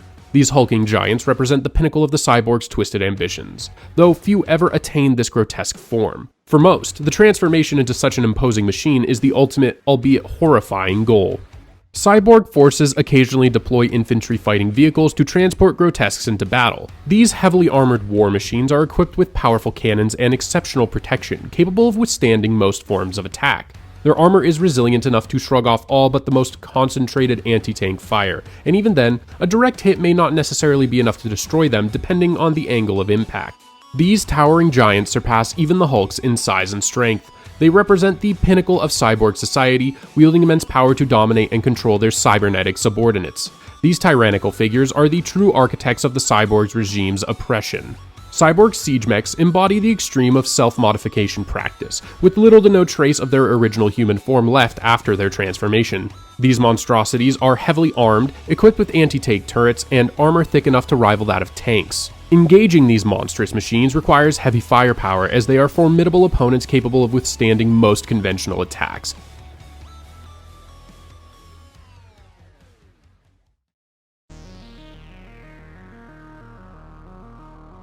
The Squith are a highly advanced species with a civilization that has persisted for hundreds of thousands of years. They wear ceremonial robes and have developed an intricate and highly sophisticated neural network that enables their space travel. Having taken their first cautious steps into interstellar exploration, the Squith have also begun producing weapons of mass destruction on a grand scale. As such, they represent a significant threat that the people of Super-Earth cannot afford to overlook.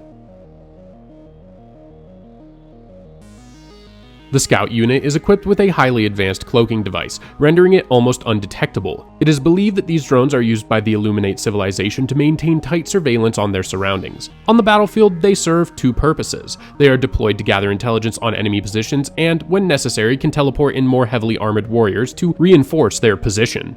Watchers are essentially more heavily armored variants of the Observers, enhanced with a shield for added defense. The additional defense allows them to endure longer on the battlefield, providing them with precious time to alert their comrades in the case of danger.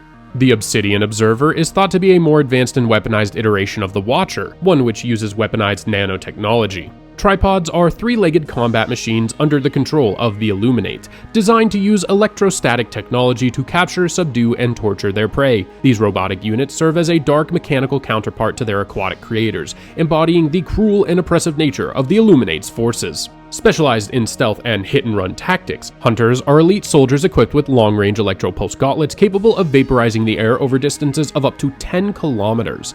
The ionized air trail preceding their shots is visible to the naked eye, allowing for the possibility of dodging the attack before the projectile is fired.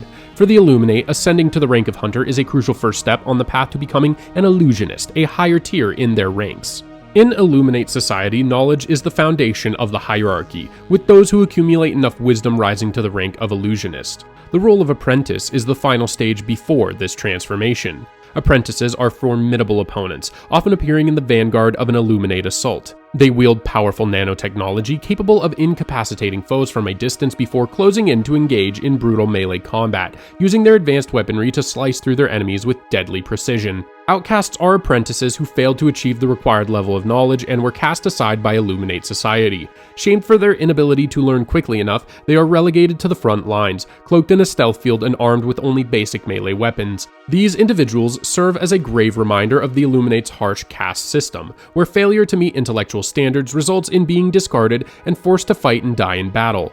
The Strider is a more heavily armored variant of the Tripod, equipped with enhanced shields and tougher plating. As the heavy infantry of the Illuminate forces, Striders are deployed to break through enemy lines, using their powerful electric attacks to inflict severe pain and disrupt formations. The Obelisk is a heavily fortified dome-shaped structure equipped with powerful shielding and the ability to teleport itself.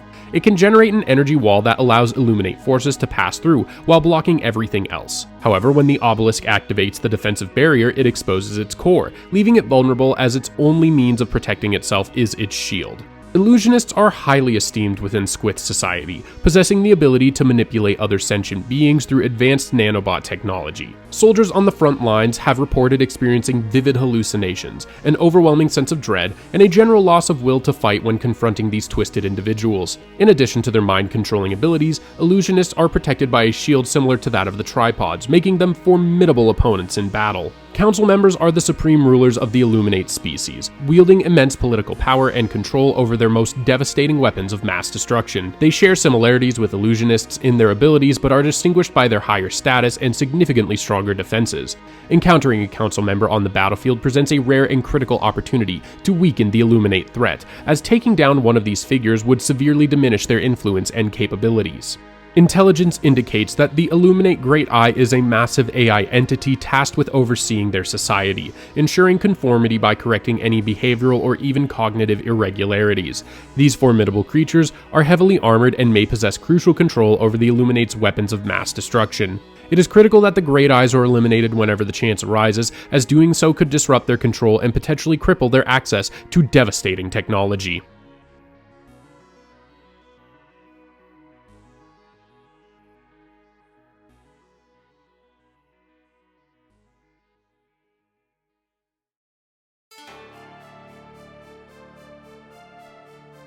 Terminids, once casually called bugs before being formally classified, are fast-moving swarm-based extraterrestrials. They primarily assault with their sharp claws and corrosive bile. These creatures have since spread across the galaxy to the east of the Sol system. Driven purely by an instinct to reproduce, expand, and eradicate democracy, the Terminids are a rapidly evolving menace, an ever-adapting infestation with the potential to consume and disenfranchise every child on every world they invade. The Scavenger is the most prevalent and least formidable of the Terminid species. Scavengers are largely devoid of higher thought, driven by basic instincts. They will relentlessly move towards Helldivers, taking the most direct route and overcoming any terrain or obstacles in their way in order to attack with their claws. Additionally, Scavengers can release a pheromone cloud that triggers a bug breach. The Bile Spitter is a small variant Terminid believed to be a juvenile form of the Bile Spewer. Bile Spitters target Helldivers at close range, launching small globules of bile that slow their movement and inflict gradual damage as the corrosive substance eats away at them. The Pouncer, also called the Hopper, seems to be a young form of the Hunter. Using their wings, Pouncers can jump long distances straight at Helldivers. However, their leaps are not always precise, often resulting in them either falling short or overshooting their target. When they're not jumping, they will take the most direct route towards the Helldiver, climbing over obstacles and terrain in an effort to attack with their claws and stylets. The Warrior is a medium-sized, lightly armored Terminid known for its slow movement. It is the ultimate result of a species designed for unchecked mindless expansion. In controlled environments, they have been seen to disembowel baby cows in less than a second. If a warrior loses its head, it may enter a berserker state, during which its behavior changes. It will charge directly at its attacker, attempting to drag the Helldiver down with it, and it experiences a surge in both speed and attack power. The quickest way to kill a warrior is to destroy its head. If it enters a berserker state, Helldivers have two options: eliminate it with firepower or wait for it to bleed out. Warriors will also be killed by destroying two of their legs, which will stop them from entering the berserker state. The Hive Guard is a medium-sized Terminid, featuring light armor across its beige-colored body, with black medium armor plates covering the front of its legs and head. While hunkered down, the Hive Guard remains completely stationary, staying in this position as long as it's under fire. Helldivers can exploit this vulnerability by flanking its unprotected sides. The troublesome hunters are adept at evading incoming attacks by making rapid jumps. While this behavior might seem to suggest intelligence, scientists argue that it is simply a primal reflex, much like a housefly dodging a swatter. These creatures frequently try to outmaneuver their prey by circling around and seeking cover to stay out of sight before advancing for the attack. When closing in, hunters will leap at their target from close quarters, using their claws and stylets to strike. While a single hunter is relatively weak, they become far more dangerous in groups, particularly when supported by other enemies like chargers, and should be avoided in such situations. A byproduct of Terminid gene splicing research, stalkers have developed the ability to blend into their surroundings to the point of near invisibility. However, nothing can escape the purifying light of freedom indefinitely. The camouflage of a stalker is compromised when it takes damage or when it strikes. Despite lacking protective armor, stalkers are more resilient than regular hunters or other medium-sized Terminids. Their attacks possess enough force to knock back and disorient Helldivers, making them high-priority threats that should be dealt with immediately when encountered. The Shrieker is a medium-sized, unarmored flying Terminid with large wings known for using hit-and-run tactics. It swoops in to strike at Helldivers before quickly retreating back into the sky. Shriekers typically emerge from Shrieker nests if one is nearby. Bile spewers first emerged after accidental spills of toxic chemicals on Terminid E710 farms. These creatures have a distended thorax, packed with several metric tons of corrosive acid. Bile spewers seem to be fully matured bile spitters with significantly enlarged abdomens. They unleash powerful streams of bile that can both slow down their targets and, if a Helldiver is caught in a direct hit, can be fatal. Nursing spewers are massive hulking creatures with tiny faces and enormous abdomens swollen with orange eggs. Nursing spewers appear to belong to the same species as the bile spewer and are likely either gravid females who haven't been exposed to the toxic E710 runoff or subadult forms that have yet to reach full maturity. The Brood Commander is a rare and formidable strain known for its intense bloodlust and its disdain for democracy and the right to vote. It commands its fellow Terminids through a combination of pheromone-like spores and piercing authoritarian shrieks. In addition to possessing greater health than a warrior, the Brood Commander has the ability to call forth warriors to join the battle. It will charge directly at Helldivers, attempting to trample or smash them under its immense strength. The Alpha Commander is a larger, more formidable version of the Brood Commander, distinguished by its darker appearance and superior health and durability. It has the ability to summon enhanced warriors, which are notably quicker and more aggressive than the standard warrior, making them even more dangerous in combat. The Charger is a massive, heavily armored Terminid known for its aggressive behavior. True to its name, it charges directly at Helldivers, aiming to bash or trample them, often causing concussions and potentially launching them through the air. In close combat, Chargers will also use their powerful claws to strike at their targets. It is also rumored that they are particularly skilled in the art of online propaganda and misinformation. The Charger Behemoth is a more resilient variant of the Charger, featuring reinforced angled armor that enhances its health and durability, making it significantly tougher than the standard Charger. The Spore Charger is another unique version of the Charger, characterized by spores that cover its body, releasing a dense fog over a wide area to obscure its location and the surrounding environment.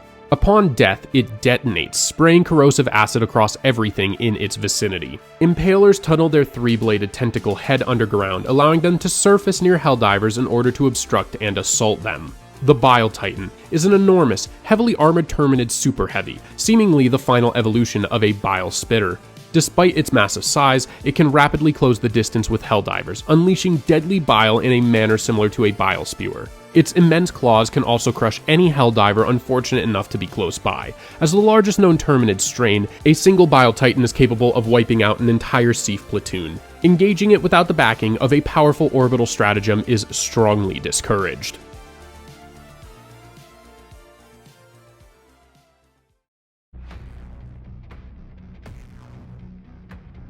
The Automatons are soulless, bloodthirsty machines, programmed solely for slaughter and violent socialist destruction. Their origins remain unknown, but their relentless disdain for freedom poses a grave threat to all citizens of Super-Earth.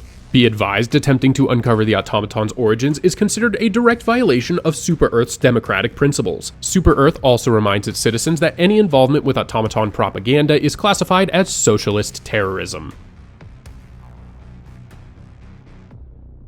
The Trooper, also known as the Raider, is a lightweight infantry automaton armed with a laser assault rifle. These units are essentially just weapons with legs, primitive imitations of consciousness, combined with machine guns and rocket launchers. Unlike Super-Earth, the bots appear to think that outfitting disposable cannon fodder with heavy weaponry is the answer to every challenge. A rough imitation of military commanders, the Commissar is enhanced with marginally faster processing and a basic command subroutine. It generally avoids combat when it can, displaying an utter lack of courage while remaining completely devoid of sentience. The Brawler is a light infantry automaton armed with dual swords. Brawlers relentlessly advance on Helldivers, swinging their swords once they close the distance. The MG Raider is a light infantry automaton armed with a laser machine gun. Its weapons can fire almost without interruption, only pausing briefly after every 12 shots, making it highly lethal at medium to close range. MG Raiders are easily identifiable by two heat-sink fins protruding from the power pack mounted on their back. The Rocket Raider is a light infantry automaton armed with a rocket launcher.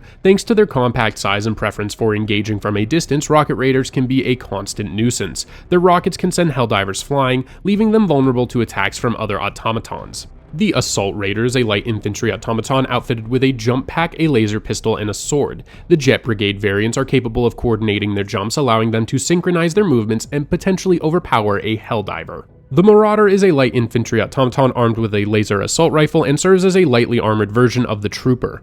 The Scout Strider is a basic automaton vehicle, a walking turret operated by the limited intelligence of an automaton trooper. It represents another failed attempt to mimic true intelligence, as its creators tried to exert control over a machine even more primitive than themselves. While it moves quickly in open terrain, its rotation speed is sluggish. It's formidable when engaged head-on, but highly vulnerable from behind as the rider has no armor.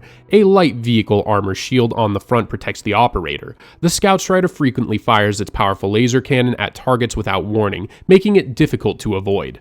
The reinforced Scout Strider is an enhanced and more lethal version of the Scout Strider, replacing the Trooper Pilot with fully automated controls. It also adds 4 heavy rockets to complement its fusion repeater, making it a far more dangerous adversary.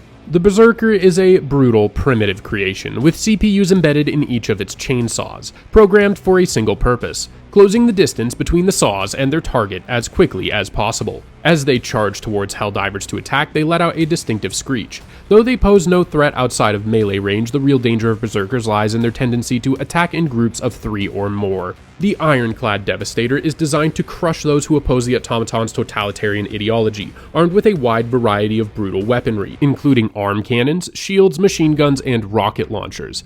Devastators advance slowly towards Helldivers while firing their arm cannon in a 2-shot burst, pausing for about 2 seconds before firing again. If a Helldiver gets too close, the Devastator can deliver a powerful punch, knocking them down. Additionally, if a Helldiver is lying prone, the Devastator can stomp on them, further adding to the threat. The Heavy Devastator is a variant of the Devastator, outfitted with a laser heavy machine gun and a large ballistic shield, making it an even more formidable force on the battlefield.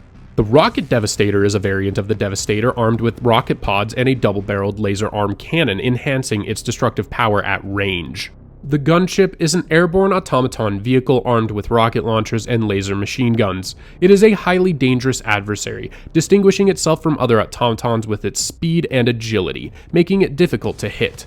Gunships maintain a safe distance from their targets and are heavily armored, often requiring significant firepower to bring down. Due to the substantial threat they present, they should be prioritized for targeting in most combat scenarios. Like all automaton units, the lumbering hulk is mindlessly designed for one purpose: to deliver overwhelming firepower. If encountered, Helldivers are advised to immediately request the largest available orbital bombardment. The Hulk comes in 3 distinct variants, each with its own weaponry and attack pattern. The Bruiser uses a rocket launcher on its left arm and a laser machine gun on its right. The Scorcher is equipped with a flamethrower on its left hand and a buzzsaw on its right, while the Obliterator is armed with dual rocket launchers. The Annihilator tank is a massive, heavily armored automaton vehicle equipped with a powerful heavy fusion cannon, as well as coaxial and hull-mounted fusion repeaters, making it a formidable force on the battlefield. The Shredder tank is armed with a fusion autocannon turret, capable of delivering sustained, devastating firepower. The Barrager tank, also known as the Rocket tank, is armed with multiple rocket launchers, enabling it to deliver a barrage of rockets on its enemies. The Factory Strider is a colossal, heavily armored, 4-legged automaton troop transport, designed to periodically deploy 4 Devastators from its undercarriage. It is equipped with twin Gatling lasers mounted beneath its chin and a modified cannon turret atop its body, capable of firing a 3-round burst. Once deployed, it can function as a walking automaton fabricator. With its formidable armament and heavy armor, it demands a response of coordinated firepower and relentless aggression to be dealt with effectively and immediately.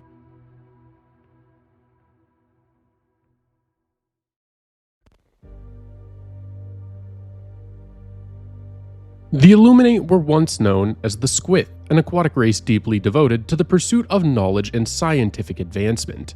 However, during the First Galactic War, they became the target of super-Earth forces, who sought to seize their sophisticated technology. The conflict ended in the apparent defeat of the Illuminate, who were believed to be either wiped out or driven beyond the known galaxy. A century later, the Illuminate re-emerged, launching a surprise offensive on the planet Calypso. Their forces consisted of small elite units known as Overseers, backed by massive waves of voteless, grotesque, zombie-like beings fashioned from abducted and genetically altered super-Earth settlers. Although this savage and unprovoked assault was repelled by the Helldivers, it marked only the beginning of a renewed conflict. Unlike other factions, the Illuminate do not appear interested in long-term occupation. Their strategy revolves around swift, devastating raids, guerrilla-style invasions aimed at colony populations. Whether they succeed or fail, they typically withdraw soon after the campaign ends. The Voteless are the most common Illuminate units, found in nearly every enemy group, patrol, and reinforcement wave. They attack by rushing towards Helldivers and swiping with their clawed, tentacle-like arms, occasionally lunging to close short gaps. While weak individually and limited to close-range melee attacks, they serve to overwhelm Helldivers through speed and numbers, acting as cannon fodder to shield more dangerous enemies. Visually, they resemble grotesquely mutated Super-Earth citizens, altered by Illuminate biomodification and brainwashing, with features such as glowing blue eyes, gray flesh, elongated arms with tentacle-like digits, and a mouthpiece resembling a breathing apparatus. Overseers are ancient, powerful Illuminate warriors known for their strategic cunning and deadly arcane weaponry. They command the voteless, using them as expendable pawns to preserve their own ranks. Armed with a versatile energy staff that functions as both a ranged and melee weapon, Overseers also carry an energy shield on their left arm, which they use defensively when not attacking. Elevated Overseers are airborne Illuminate infantry that engage Helldivers with rapid burst-firing energy weapons and grenades. They maneuver by flying above the ground, using sharp evasive maneuvers to avoid incoming fire while steadily advancing and attacking. Protected by armor plating that falls under a specific anti-vehicle category, they require either high-penetration weaponry to bypass their defenses or sustained fire to break the armor and expose their vulnerable core. The Flesh Mob is a massive grotesque creature formed from multiple fused voteless. Though unarmored, the Flesh Mob is exceptionally tough, capable of withstanding immense damage due to its abnormal anatomy and absence of vulnerable points. The Harvester is a towering mechanical tripod engineered by the Illuminate, protected by a durable energy shield which absorbs significant damage before breaking. It attacks from long range with a devastating laser beam fired from its single eye, which it charges briefly before sweeping across the battlefield to instantly kill Helldivers. At close range, it switches to a lethal arcing electrical discharge, making it a deadly threat at any distance. The Stingray is a high-speed support aircraft that patrols the battlefield from a distance. When engaging, it slows down and hovers while projecting a bright blue targeting column onto the ground, then unleashes a sweeping barrage of plasma munitions similar to an Eagle strafing run. After the bombardment, the Stingray quickly ascends and resumes its high-speed patrol, preparing to strike again when enemies come into range. Watchers are flying Illuminate drones that drift aimlessly across the battlefield until they are triggered by enemies. Once alerted, they halt in place and deploy holographic flares to summon warp ships and call in reinforcements. In addition to their support role, Watchers can also unleash arc lightning on nearby targets, posing both a tactical and offensive threat. And that, my fellow patriots, is the entirety of the lore from the Helldivers universe. If you have any suggestions for other lore dives you'd like to see, please leave a comment so that I can consider it for a future video. Thank you so much for watching, and I'm looking forward to the next video with all of you.